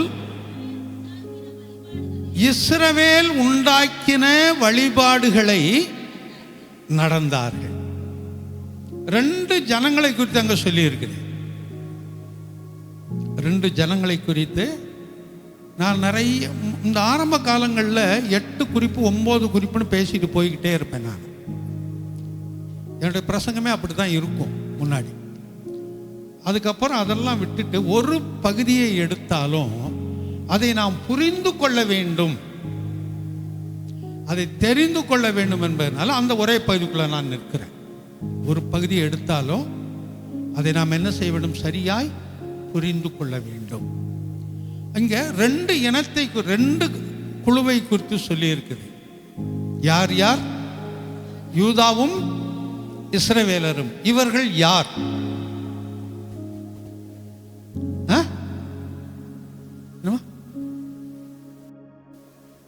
யாரு? சந்தேகம் வந்துடல. எத்தனை வருஷம் நம்ம கேட்டாலும் இந்த சந்தேகம் நமக்கு வரத்தான் செய்தில்ல.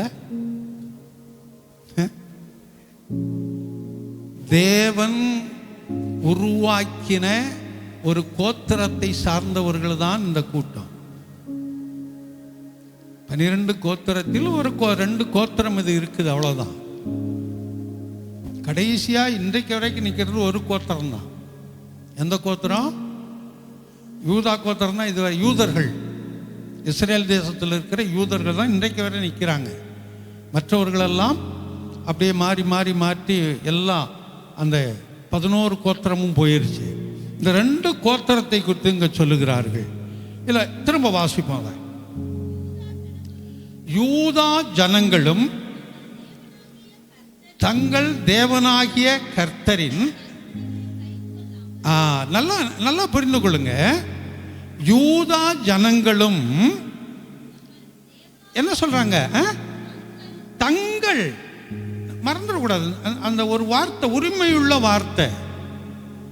ஏதோ ஒன்றை அவர்கள் மறந்தார்கள் என்பது வேறு. தங்கள் தேவனாகிய கர்த்தர், அவர்கள் சொந்த தெய்வத்தினுடைய அந்த கட்டளை, அந்த கற்பனை, அதான் சொல்லி இருக்குது. தங்கள் தேவனாகிய கர்த்தரின் கற்பனைகளை கை கொள்ளாமல் இஸ்ரவேல் உண்டாக்கின வழிபாடுகளில் நடந்தார்கள். பழமொழி ஒன்று சொல்லுவாங்க, மேயிற மாடை நக்கர மாடு கெடுத்துச்சின்னு ஒரு பழமொழி சொல்லுவாங்க. அது இன்னைக்கு இருக்கிறவங்களுக்கு எந்த அளவுக்கு தெரியும்னு தெரியல. ஒரு மாடுனாலே என்னன்னு தெரியல. நம்ம ஆடை பார்த்துக்கிட்டு மாடுன்னு சொல்கிற காலத்தில் இருக்கிறோம். இன்னைக்கு மாடுகளும் அழிஞ்சுக்கிட்டு வருது. ஒரு மாடு புல் மேய்ஞ்சிக்கிட்டு இருக்குது அமைதியாக நின்று.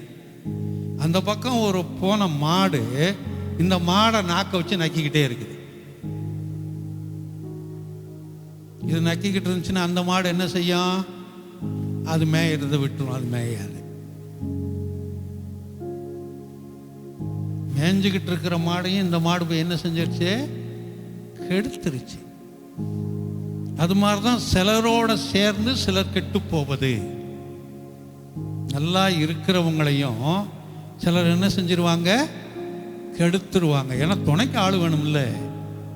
ஆமாம், நான் மட்டும் பண்ணிட்டு இருந்தா நல்லா இருக்காது, துணைக்கு ஒரு ஆள் இருந்தா நல்லா இருக்கும் என்று சொல்லி சொல்றது போலதான் இங்கே இவர்கள் தங்களுடைய தேவனுடைய கட்டளைகளை மறந்தார்கள். அது ஒரு பகுதி.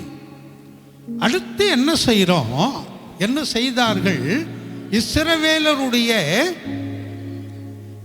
இஸ்ரவேலுடைய வழிபாடு என்ன? இஸ்ரவேலருக்கு தெய்வம் யார்? அதான் நான் ஏற்கனவே சொன்ன மாதிரி, இந்த காலத்தை பார்த்தால் போதகராய் இருக்க வேண்டிய உங்களுக்கு இன்னும் மூல உபதேசங்களை போதிக்க வேண்டிய நிலைமையில் இருக்கிறதே. இன்னும் அடிப்படை உபதேசங்களை போதிக்க வேண்டிய நிலைமையில் இருக்கிறதே. இஸ்ரவேலுக்கு தெய்வம் யார்?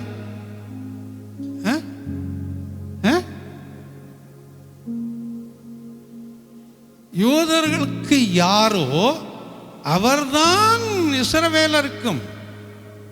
ஒரே கோத்திரம் தானே, 12 கோத்திரம். 12 கோத்திரத்திற்கும் தெய்வம் தேவன் யெகோவா.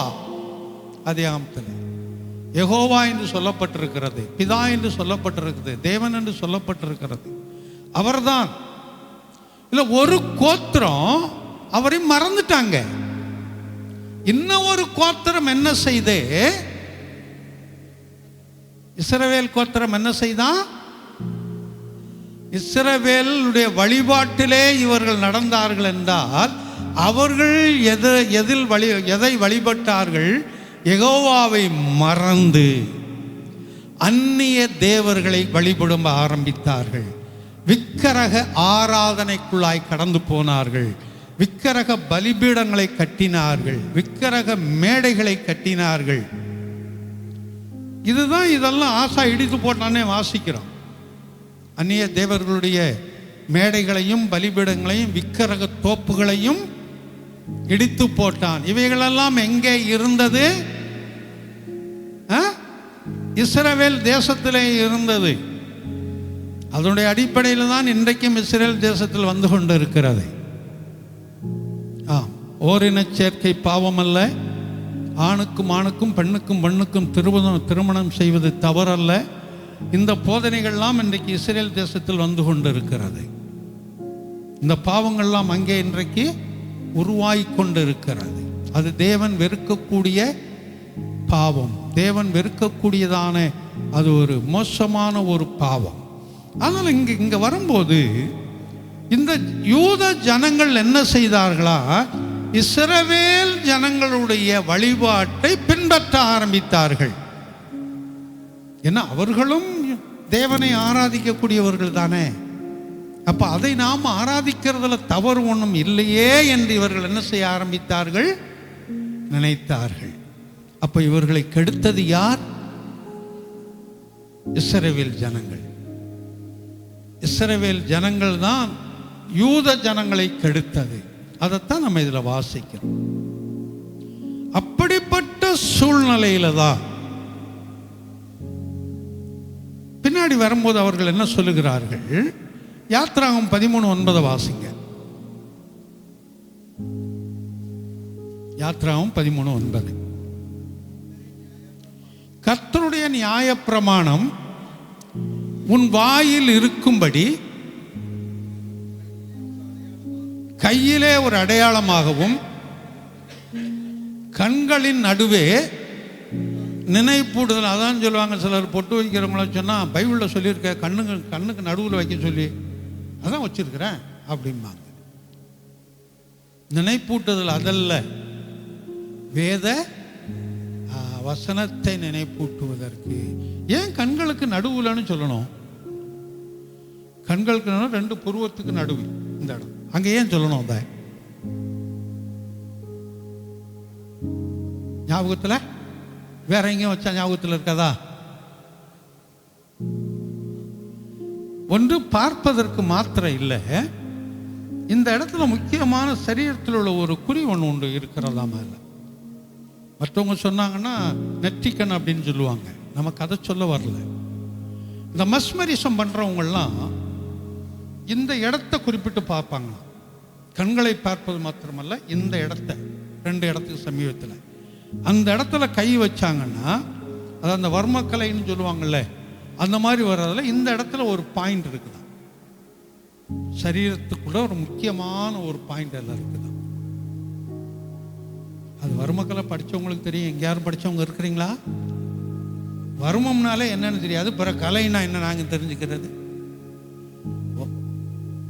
யாருக்கும் தெரியாதா?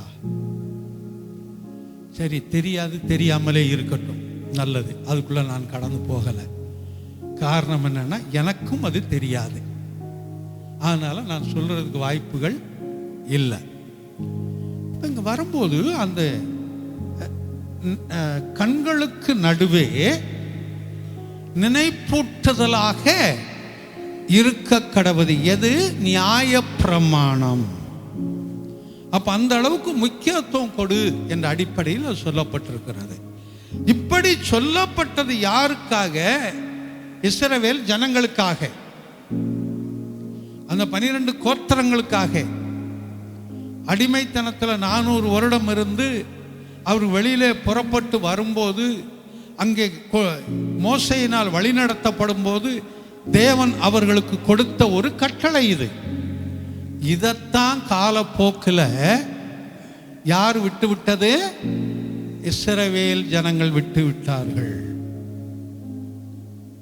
அதைத்தான் அங்க சொல்லுகிறார். உன் வாயை விட்டு திரும்ப அந்த வசனத்தை வாசிங்க. 9. கர்த்தரின் நியாயப்பிரமாணம் வாயில் இருக்கும்படிக்கு. அது எப்பவும் வாயில் இருக்கட்டும். அதுக்காக பைபிளை வாயிலே கடிச்சுக்கிட்டு அலைகிறேங்கிறது இல்லை. ஏன்னா வாயில் இருக்க சொல்லியிருக்கு, அதனால வாயில கடிச்சுக்கிட்டே இருக்கிறேன் அப்படி இல்லை. அந்த வசனங்களை சொல்லி கொண்டிரு, அந்த வசனங்களை தியானித்து கொண்டிரு. நம்ம என்ன வேலை செய்தாலும் ஏதோ ஒரு ஆவிக்குரிய பாடல்கள் இல்லை ஏதோ ஒரு சில வசனங்களை நாம் என்ன செய்ய முடியும்? பேசிக்கொண்டு யோசித்து கொண்டே அதை நாம் செய்ய முடியும். அதான் எப்பொழுதும் அது அங்கே இருக்கட்டும் அப்படின்னு சொல்லி இருக்குது. இன்னொன்று, யோசுவாவின் புஸ்தகத்தில் 1ஆம் அதிகாரத்தில் 8வது வசனத்தை வாசிங்க. இந்த நியாயப்பிரமாண புஸ்தகம் உன் வாயை விட்டு பிரியாதிருப்பதாக, இதில் எழுதியிருக்கிறவைகளின் படியெல்லாம் நீ கவனமாயிரு, இரவும் பகலும் அதை தியானித்துக் கொண்டிருப்பாயாக. இதைத்தான் சங்கீதத்தில் 1வது சங்கீதத்தில் சொல்லியிருக்கும். 1வது சங்கீதம் 1வது வசனம் என்ன சொல்லுது?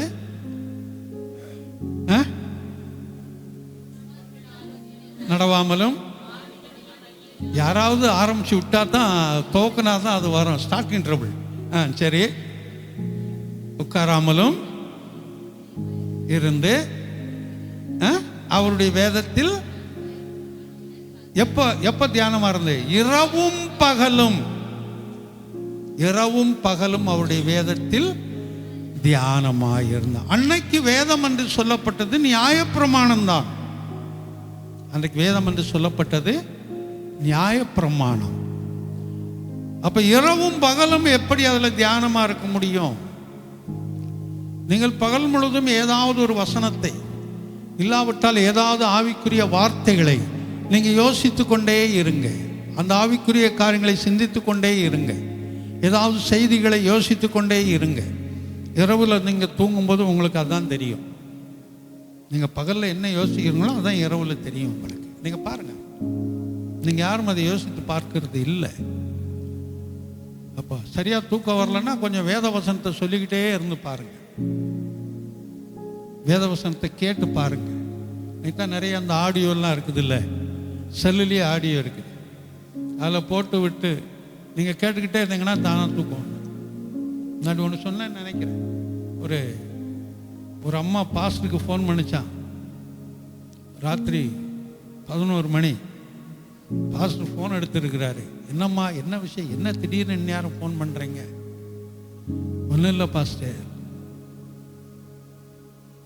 எனக்கு தூக்கமே வரமாட்டேன்து, கொஞ்ச நேரம் ஒரு செய்தி கொடுங்க பாஸ்டர். தூக்கம் வரலாம், செய்தி கேட்குற அளவுக்கு நம்ம விசுவாசிகள் வளர்ந்துருக்கிறாங்க. நம்ம செய்தி அத்தனை பேருக்கு ரொம்ப பிடிச்சிருக்குது அப்படின்னு சொல்லி இவரும் மூச்சு பிடிச்சிக்கிட்டு ஒரு 1/2 மணி நேரம் செய்தி எடுத்துருக்கிறாரு. அதுக்கப்புறம் ஒரு பதில் இல்லை, ஃபோனை கட் பண்ணிட்டு தூங்கிட்டாரு. மறுவாரம் வரும்போது கேட்டாரா, என்னம்மா செய்தி எப்படிமா இருந்தது, அன்னைக்கு உங்கள் உள்ளத்தை தொட்டுச்சா, உங்களுக்கு அது பிரயோஜனமாக இருந்துச்சா? எதை பாஸ்டர் சொல்கிறீங்க அப்படின்னு கேட்டாங்களா. என்னம்மா அன்னைக்கு ராத்திரி ஒரு 11 மணிக்கு ஃபோன் பண்ணி கொஞ்ச நேரம் செய்தி விடுங்கன்னு சொன்னேம்மா. ஓ அதான் பாஸ்டர், நீங்கள் செய்தி கொடுக்க ஆரம்பிச்சோன்னே தூங்கிட்டேன் பாஸ்டர். ஏம்மா அதுக்காம்மா நீ செய்தி கொடுக்க சொன்ன? இல்லை, எப்போவுமே நீங்கள் செய்தி கொடுத்தீங்கன்னா நான் தூங்கிடுவேன். எப்போவுமே நீங்கள் செய்தி கொடுக்க ஆரம்பிச்சோன்னா நான் என்ன செய்வேன்? தூங்கிடுவேன். அதனால் எனக்கு தூக்கம் வரல, உங்கள் செய்தி கேட்டால் தூக்கம் வரும், அதுக்கு தான் உங்களை செய்தி கொடுக்க சொன்னேன் அப்படின்னு சொல்லி அந்த அம்மா சொன்னாங்களாம். அந்த நிலைமையில் இருக்குன்னு சொல்லி அவர் பேசிட்டு போனாராம். சரி, அது வேற இல்லையா? அப்போ தூக்கம் வரலன்னா கொஞ்சம் கர்த்தருடைய பாடல்களை முணுமுணுத்து கொண்டிருப்போம், கர்த்தரை துதித்து கொண்டிருப்போம், கர்த்தரை ஸ்தோத்தரித்து கொண்டிருப்போம், வேத வசனங்களை சற்று தியானித்து கொண்டிருப்போம். நம்ம அறியாதபடி தானாய் தூக்கம் வரும். நீங்கள் யோசித்து பாருங்க, செய்யுங்க, அது வீட்டில் செஞ்சு பாருங்க. இங்க இந்த யோசுவாவுக்கு சொல்லும்போது மோசைக்கு சொன்ன வார்த்தை வேற. மோசைக்கு என்ன சொல்றாரு, அந்த 13:9 மோசைக்கு சொன்னது அது வேற மாதிரி இருக்கும். அதை வேணா வாசிங்களேன் திரும்ப. கர்த்தரின் நியாயப்பிரமாணம் உன் வாயில் இருக்கும்படிக்கு இது உன் கையிலே ஒரு அடையாளமாகவும் கண்களின் நடுவே நினைப்பூட்டுதலாகவும் இருக்கட்டும் அப்படின்னு சொல்லி மோசைக்கு சொல்றாரு. ஆனா இங்க யோசுவாவுக்கு சொல்லும் போது, ஏன்னா மோசே காலம் முடிந்தது, மோசைக்கு அப்புறம் அந்த ஜனங்களை வழி நடத்தி கொண்டு வருவது யார்? யோசுவா. யோசுவாவின் பேரில் சீட்டு விழுந்தது. யோசுவாவை கர்த்தர் தெரிந்து கொண்டார். யோசுவா நடத்தி கொண்டு வருகிறார். அவனுக்கு அந்த ஆரம்பத்திலே கர்த்தர் கொடுக்கக்கூடியதான அந்த கட்டளை, என் ஜனங்களை நீ எப்படி நடத்த வேண்டும் என்று கற்றுக் கொடுக்கும் போது தான் அந்த வசனத்தை சொல்றாரு. இப்போ வாசிப்போம் 1:8. இந்த நியாயப்பிரமாண புஸ்தகம், எந்த நியாயப்பிரமாண புஸ்தகம்? மேல உள்ள வசனத்தை வாசிங்க. என் தாசனாகிய மோசே உனக்கு கற்பித்த நியாயப்பிரமாண புஸ்தகம். அப்ப அவனுக்கு நியாயப்பிரமாண புஸ்தகம் அன்னைக்கு எதுதான்? மோசே சொல்லி கொடுத்ததுதான் இவனுக்கு அன்னைக்கு கற்பனை. மோசே எதை கற்றுக் கொடுத்தானோ அதுதான் இவனுக்கு வேத புஸ்தகமாய் இருந்திருக்கிறது, நியாயப்பிரமாணமாய் இருந்திருக்கிறது. அதை மறந்துடக்கூடாது. அதைத்தான் இங்க சொல்லும்போது தெளிவா சொல்றாரு. இந்த நியாயப்பிரமாண புஸ்தகம் மோசே உனக்கு கற்றுக் கொடுத்தானே அந்த புஸ்தகம் என்று இங்க தெளிவுபடுத்துகிறார். தொடர்ந்து வாசிப்போம். உன் வாயை விட்டு பிரியாது இருப்பதாக. ஆமா, ஒவ்வொருத்தர் வாயிலும் என்ன பிரியாம இருக்குன்னு அவங்களுக்கு தெரியும். அதற்குள்ள நான் கடந்து போகல. உன் வாயை விட்டு பிரியாதிருப்பதாக. அப்ப வேத வசனங்களை நாம் சொல்லிக் கொண்டிருக்கும் போது அது வெளியில கேட்டுத்தான் சொல்லணுங்கிறது இல்லை. வெளியில கேட்டும் சொல்லலாம், வெளியில கேட்காமலும் சொல்லலாம். வேத வசனங்களையோ ஒரு பாடலையோ நாம் முணுமுணுத்து கொண்டிருக்கும் போது அது நமக்கு மாத்திரமல்ல மற்றவர்களுக்கும் அது பயனுள்ளதாக இருக்கும். நமக்கு நாமே அது மிகுந்த ஆசீர்வாதம் உள்ளதாக இருக்கும். அதை நாம் மறந்து போகக்கூடாது. அதைத்தான் இங்க கற்றுக் கொடுக்கிறார். நெகேமியா 9:8 வாசிங்க. 9:3 வாசிங்க.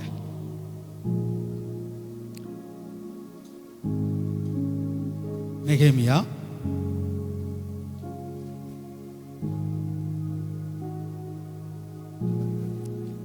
அவர்கள் எழுந்திருந்து தங்கள் நிலையில் நின்றார். அவர்கள் எழுந்திருந்து தங்கள் நிலையில் நின்றார்கள் அப்படின்னு அர்த்தம் என்ன?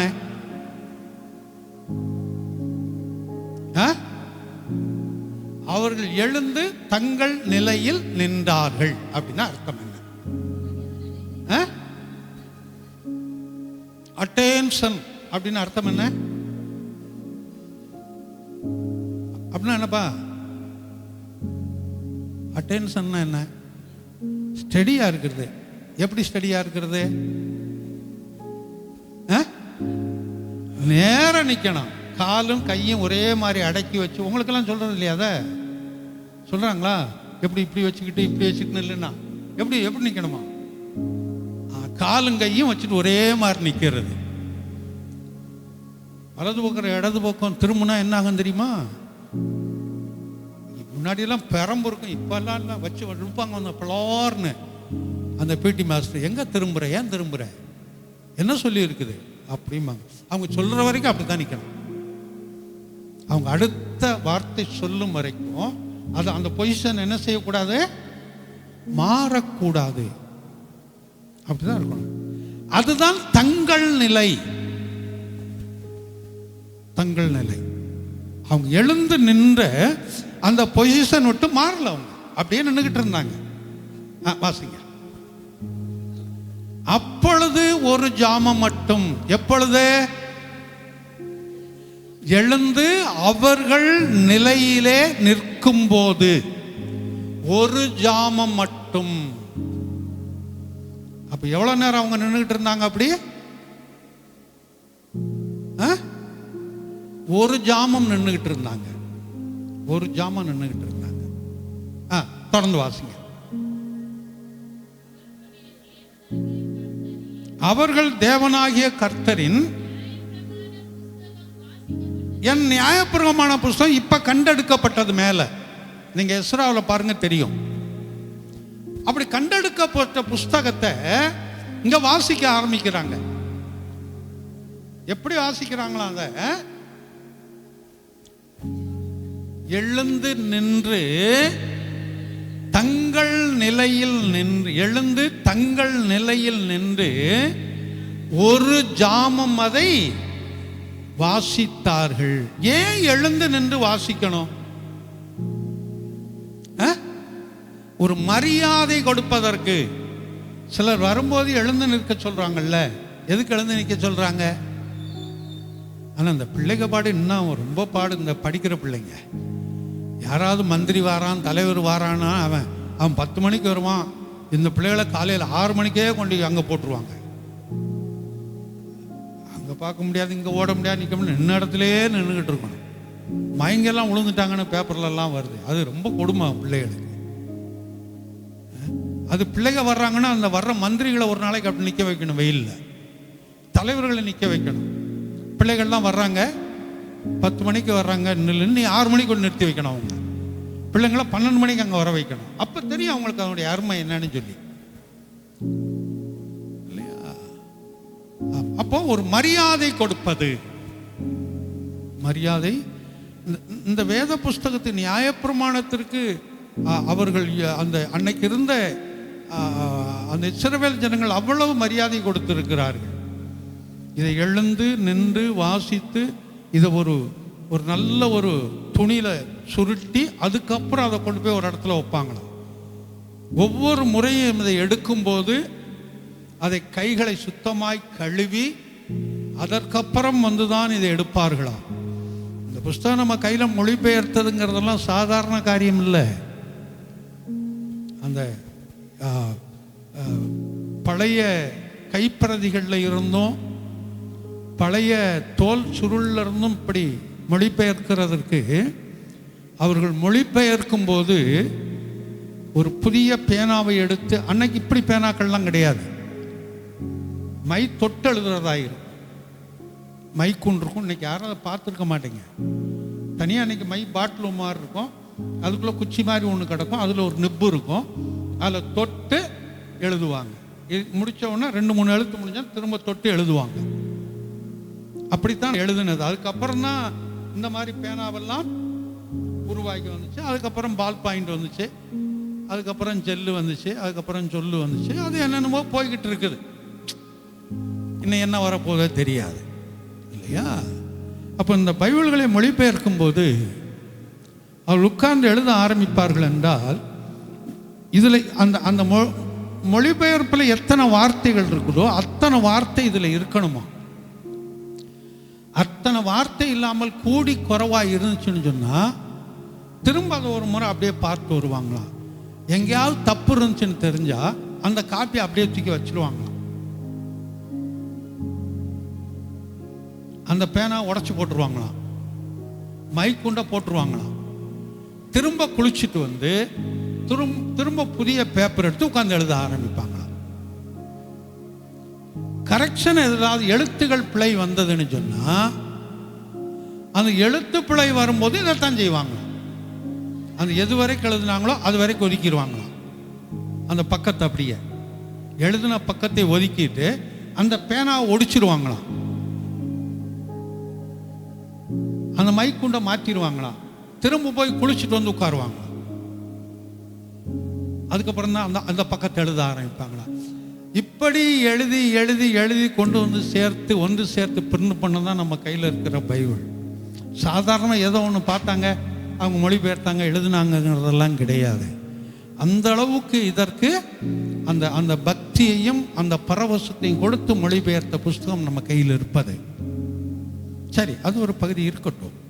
அப்போ இங்கே வரும்போது இந்த நியாயப்பிரமாண புஸ்தகத்தை அவர்கள் என்ன செய்தார்கள்? வாசித்தார்கள். எப்படி நின்று வாசித்தாங்களா? எழுந்திருந்து தங்கள் நிலையில் நின்று, அட்டென்ஷன்ல நின்று, ஒரே பொசிஷன்ல நின்று ஒரு ஜாமம் மட்டும் தேவனாகிய கர்த்தரின் நியாயப்பிரமாண புஸ்தகம் வாசிக்கப்பட்டது. இந்த ஒரு ஜாமம் என்பது போன வாரமோ அதுக்கு முந்தின வாரமோ சொன்னேன். ஒரு ஜாமம் என்பது அளவு என்ன அப்படிங்கிறது.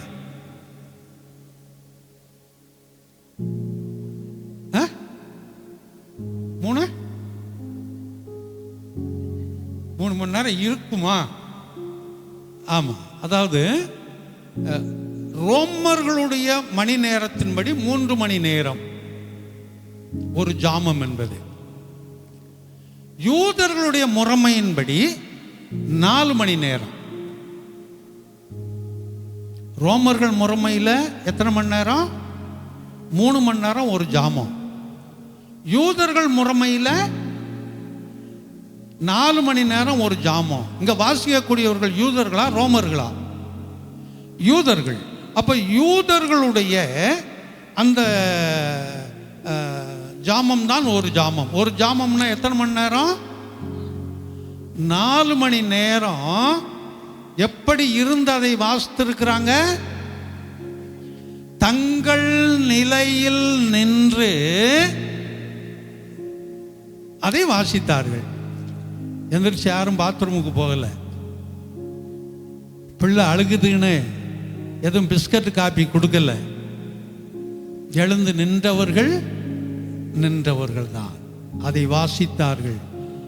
இருக்கிற ஜனங்கள் வாசிக்க முடியாது. முன்னாடி ஒரு வாசிப்பார், அதை பின்னாடி இருப்பவர்கள் அப்படியே சொல்லுவார்கள்.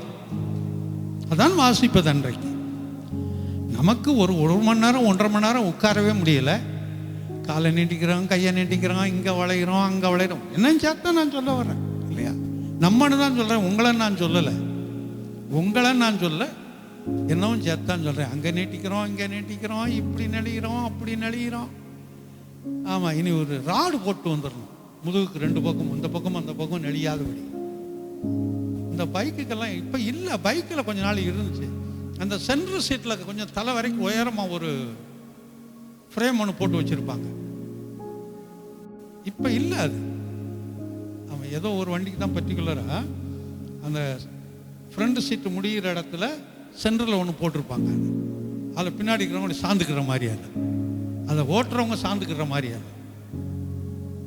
அந்த மாதிரி முதுகுக்கு மேலேருந்து கீழே வரைக்கும் 2 ராடு போட்டு வந்துட்டோம்னா அது அப்படியே நிமிர்ந்து நிற்கும்.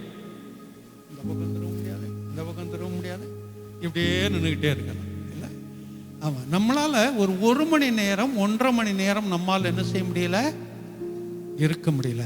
இந்த காணிக்கை பாடல் அதிகபட்சம் 5 நிமிஷமாக இருக்கும். அந்த 5 நிமிஷத்துக்கு நம்மால் நிற்க முடியல. இன்னைக்கு முடித்தோடனே எப்போ பொஸ்குன்னு உட்காருவோம்னு தான் நினைக்கிறேன். ஆமாம், அந்த சங்கீதம் வாசிக்கும் போது யாரும் நீ என்ன உட்காருன்னு சொல்றதுக்கு எனக்குன்னா உட்கார தெரியாது. ஆமாம், நான் உட்கார்ந்த பிறகு நீ வேணா உட்காரு அப்படி சொல்லிக்கிறோம். கொஞ்சம் யோசித்து பாருங்க, அன்னைக்கு இருந்தவர்களுடைய பக்தி எங்கே? அன்றைக்கு இருந்தவர்களுடைய பக்தி எங்கே?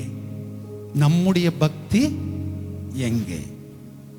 இத்தனைக்கும் அந்த நியாயப்பிரமாணம் எல்லாமே இவர்களை பூரணமாக்காத ஒன்று. நம்ம கையில் இருக்கிற வேத புஸ்தகம் நம்மளை பூரணமாக்கக்கூடியது. நாம் இல்லாதபடி அவர்கள் பூர்ணமாக முடியாது என்று வேதம் சொல்லுகிறது. அந்த நியாயப்பிரமாணம் அவர்களை கொல்லும், நம்மை உயிர்ப்பிக்கும். அவ்வளவு அந்த கடினமான ஒன்று. அதற்கே அந்த ஜனங்கள் 4 மணி நேரம் தங்கள் நிலையில் நின்று அவர்கள் என்ன செய்தார்களாம்?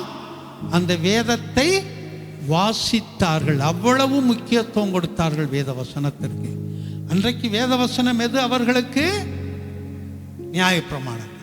அதான் வாசித்தாங்க 4 மணி நேரம். இது அந்த இடைப்பட்ட நாளில் தான் அந்த வேத வசனத்தை மறந்துட்டாங்க, நியாயப்பிரமாணத்தை விட்டுட்டாங்க. ஆனால் கர்த்தர் சொன்னது, உன் வாயை விட்டு பிரியாது இருக்கட்டும், ஞாபகக்குறியாய் வசனங்களை எப்பொழுதும் வைத்துக்கொள், இதெல்லாம் சொன்னாங்க. ஆனால் கடைசியாக இங்கே வரும்போது அவர்கள் வாசித்தார்கள். வாசித்த உடனே நடந்த சம்பவங்கள் என்ன அப்படிங்கிறத நம்ம பார்க்கணும். நியாயப்பிரமாணம் வாசித்தவுடன் அவர்களுக்கு சொந்தமாக்கின உடன் வரக்கூடிய சம்பவம் என்ன?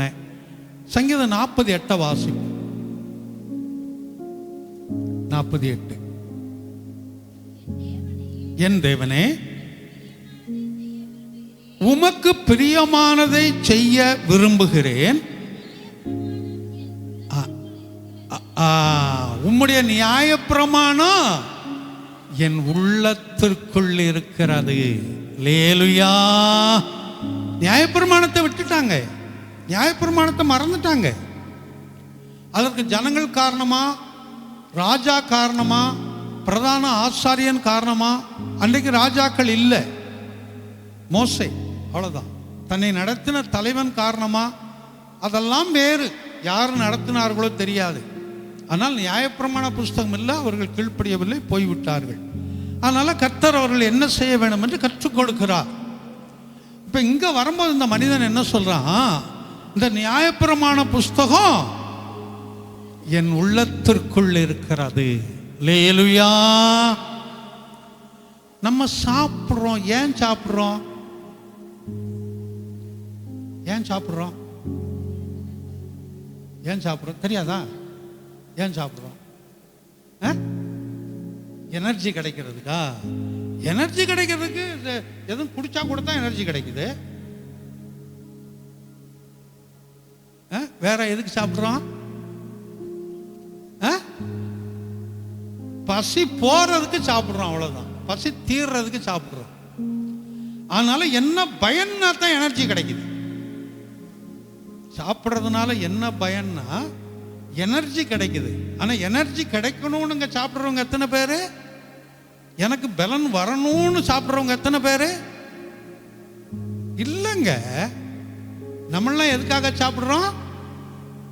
பசிக்காக சாப்பிட்றோம். நம்ம சாப்பிட்றதெல்லாம் எதுக்காகத்தான்? பசிக்காகத்தான் சாப்பிட்றோம்.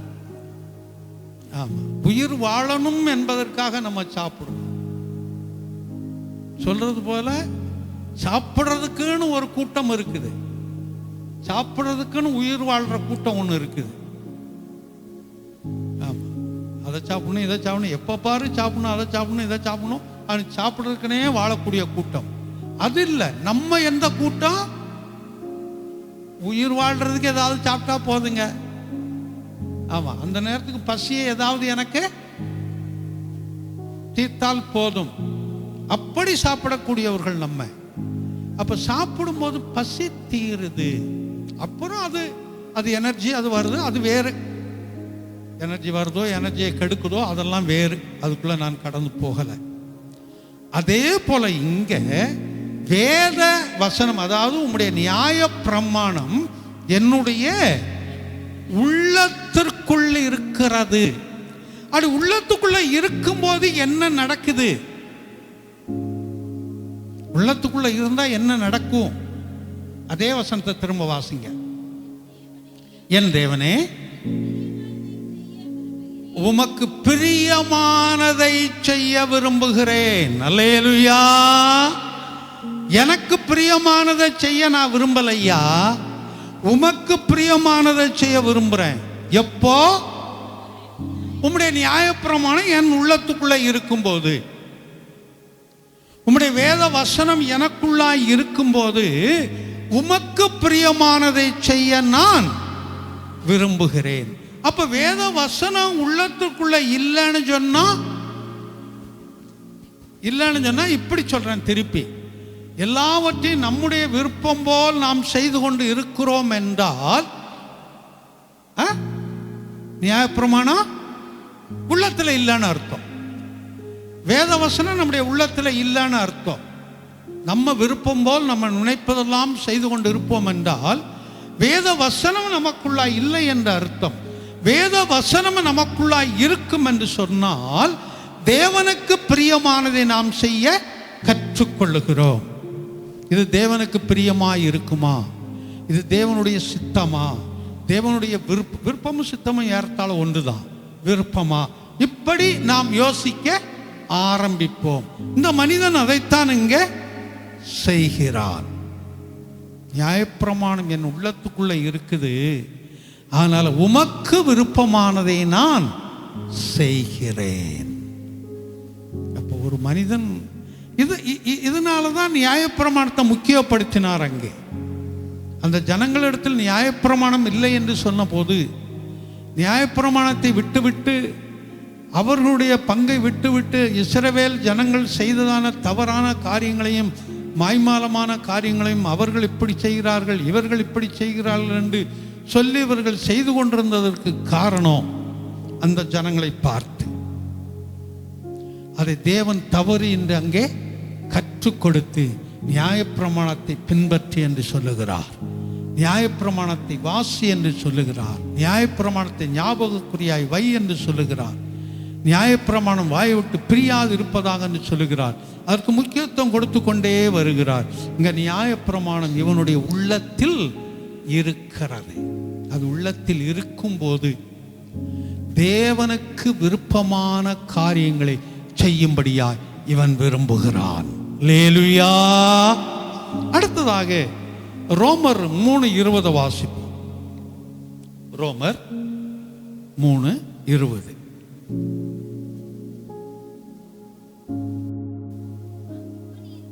அப்படி இருக்க பாவத்தை அறிகிற அறிவு நியாயப்பிரமாணத்தினால் வருகிறபடியினால் எந்த மனுஷனும்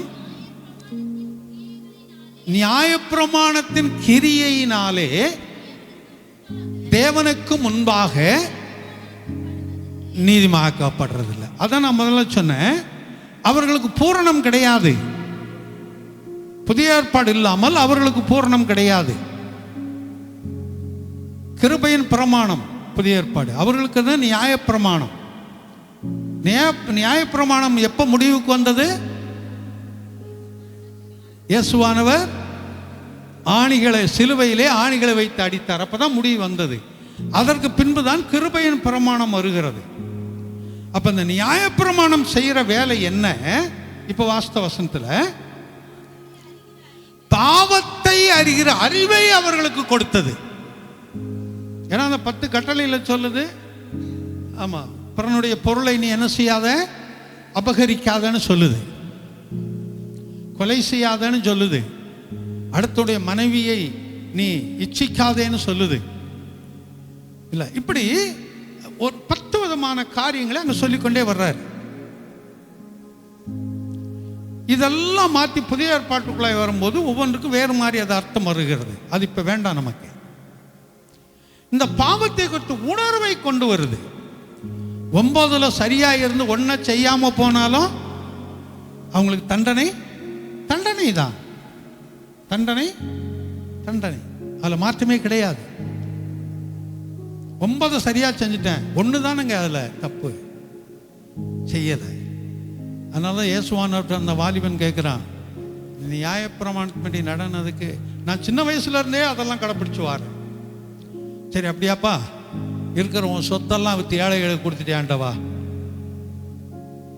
அங்கதான் அவனுக்கு மன கஷ்டமாயிடுது. துக்க முகத்தோடு கடந்து போனான். இயேசுவானவரிடத்தில் வந்து துக்க முகமாய் கடந்து போன ஒரே மனிதன் அந்த வாலிபன் மட்டும்தான். வேற யாருமே துக்கமாய் கடந்து போகவில்லை. அப்போ இந்த நியாயப்பிரமாணம் வந்து என்ன செய்யுதுன்னா, பாவத்தை குறித்ததான உணர்வை நமக்கு கொண்டு வருகிறது. ஆனால் அது நீதிமானாய் மாற்றாது. நம்மை நீதிமானாய் மாற்றுவது கிருபையின் பிரமாணம். இந்த அன்னைக்கு இருந்த இஸ்ரவேல் ஜனங்களுக்கு அவர்களுக்கு இருந்த வேத புஸ்தகம், அவர்களுக்கு இருந்த வேதம், அவர்களுக்கு இருந்த வசனம் எதுதான்? நியாயப்பிரமாணம் தான். நமக்கும் அது சொந்தமாக எடுத்துக்கொள்ளலாம், அவ்வளவுதான். ஆனா எழுத்தின்படி இது அவர்களுக்கு சொந்தம். நாம் ஆவிக்குரிய இஸ்ரவேலர்களாக இருக்கனால நமக்கும் அதை எடுத்துக்கொள்ளலாம். இதைத்தான் அவன் அங்க என்ன செய்தானா, அந்த ஜனங்களுக்கு போதித்தான். போதித்ததுல கற்பித்தான். நியாயப்பிரமாணங்களை கற்பித்தான். அப்படி நியாயப்பிரமாணங்களை கற்பித்ததுனால தேவன் அவர்களுக்கு துணையாய் நின்றார். அல்லேலூயா.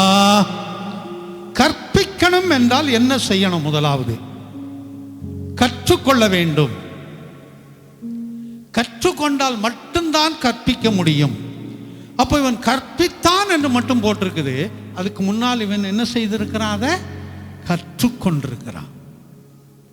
இவனுக்கும் அது ஆசீர்வாதம், கற்றுக் கொடுத்தவனுக்கும் ஆசீர்வாதம், கற்றுக்கொண்டவர்களுக்கும் ஆசீர்வாதம். அப்ப வேத வசனத்தை கற்றுக் கொடுக்கிற யாராயிருந்தாலும் அவர்களுக்கும் அது ஆசீர்வாதம், கற்றுக்கொள்ளுகிற யாராயிருந்தாலும் அவர்களுக்கும் அது ஆசீர்வாதம் மறந்துட வேண்டாம். அப்போ ஆசாவுக்கு கர்த்தர் துணையாய் நின்றதுக்கு காரணம் நியாயப்பிரமாணத்தை தன்னுடைய ஜனங்களுக்கு கற்றுக் கொடுத்தார். அல்லேலூயா.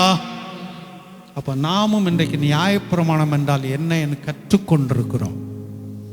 நமக்கும் அவர் துணையாகவே நிற்பார். அல்லேலூயா. அதை விசுவாசிப்போம். அப்படியே கண்களை மூடுவோம், கர்த்தர் நோக்கி பார்ப்போம். இந்த வார்த்தைகளை தொடர்ந்து கர்த்தர் நமக்கு ஆசீர்வதித்து கொடுக்கும்படி நாம் எல்லாம் வாய்களை திறந்து கர்த்தரை ஸ்தோத்தரிப்போம். கட்டளைகளை கடைபிடிக்காதபடி இஸ்ரவேல் ஜனங்களுடைய வழிபாடுகளை அவர்கள் பின்பற்ற ஆரம்பித்தார்கள். ஆனால் தேவன் சொன்னது, இந்த நியாயப்பிரமாணம் உன் வாயில் இருக்கட்டும், உன் கண்ணுக்கு நடுவான் ஞாபகக்குறியா இருக்கட்டும்னு சொல்றாரு.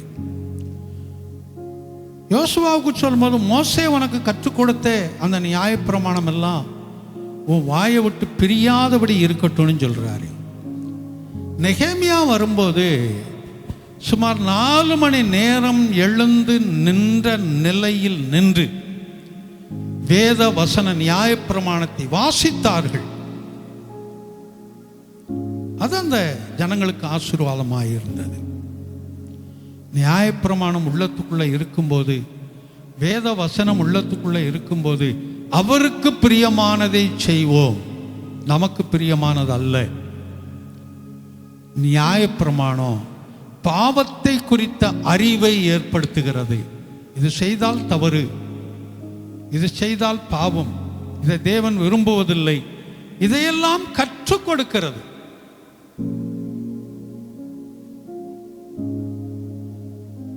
அப்படிப்பட்டதான நியாயப்பிரமாணம் என்றால் என்ன என்று நம்ம கற்றுக்கொண்டோம்.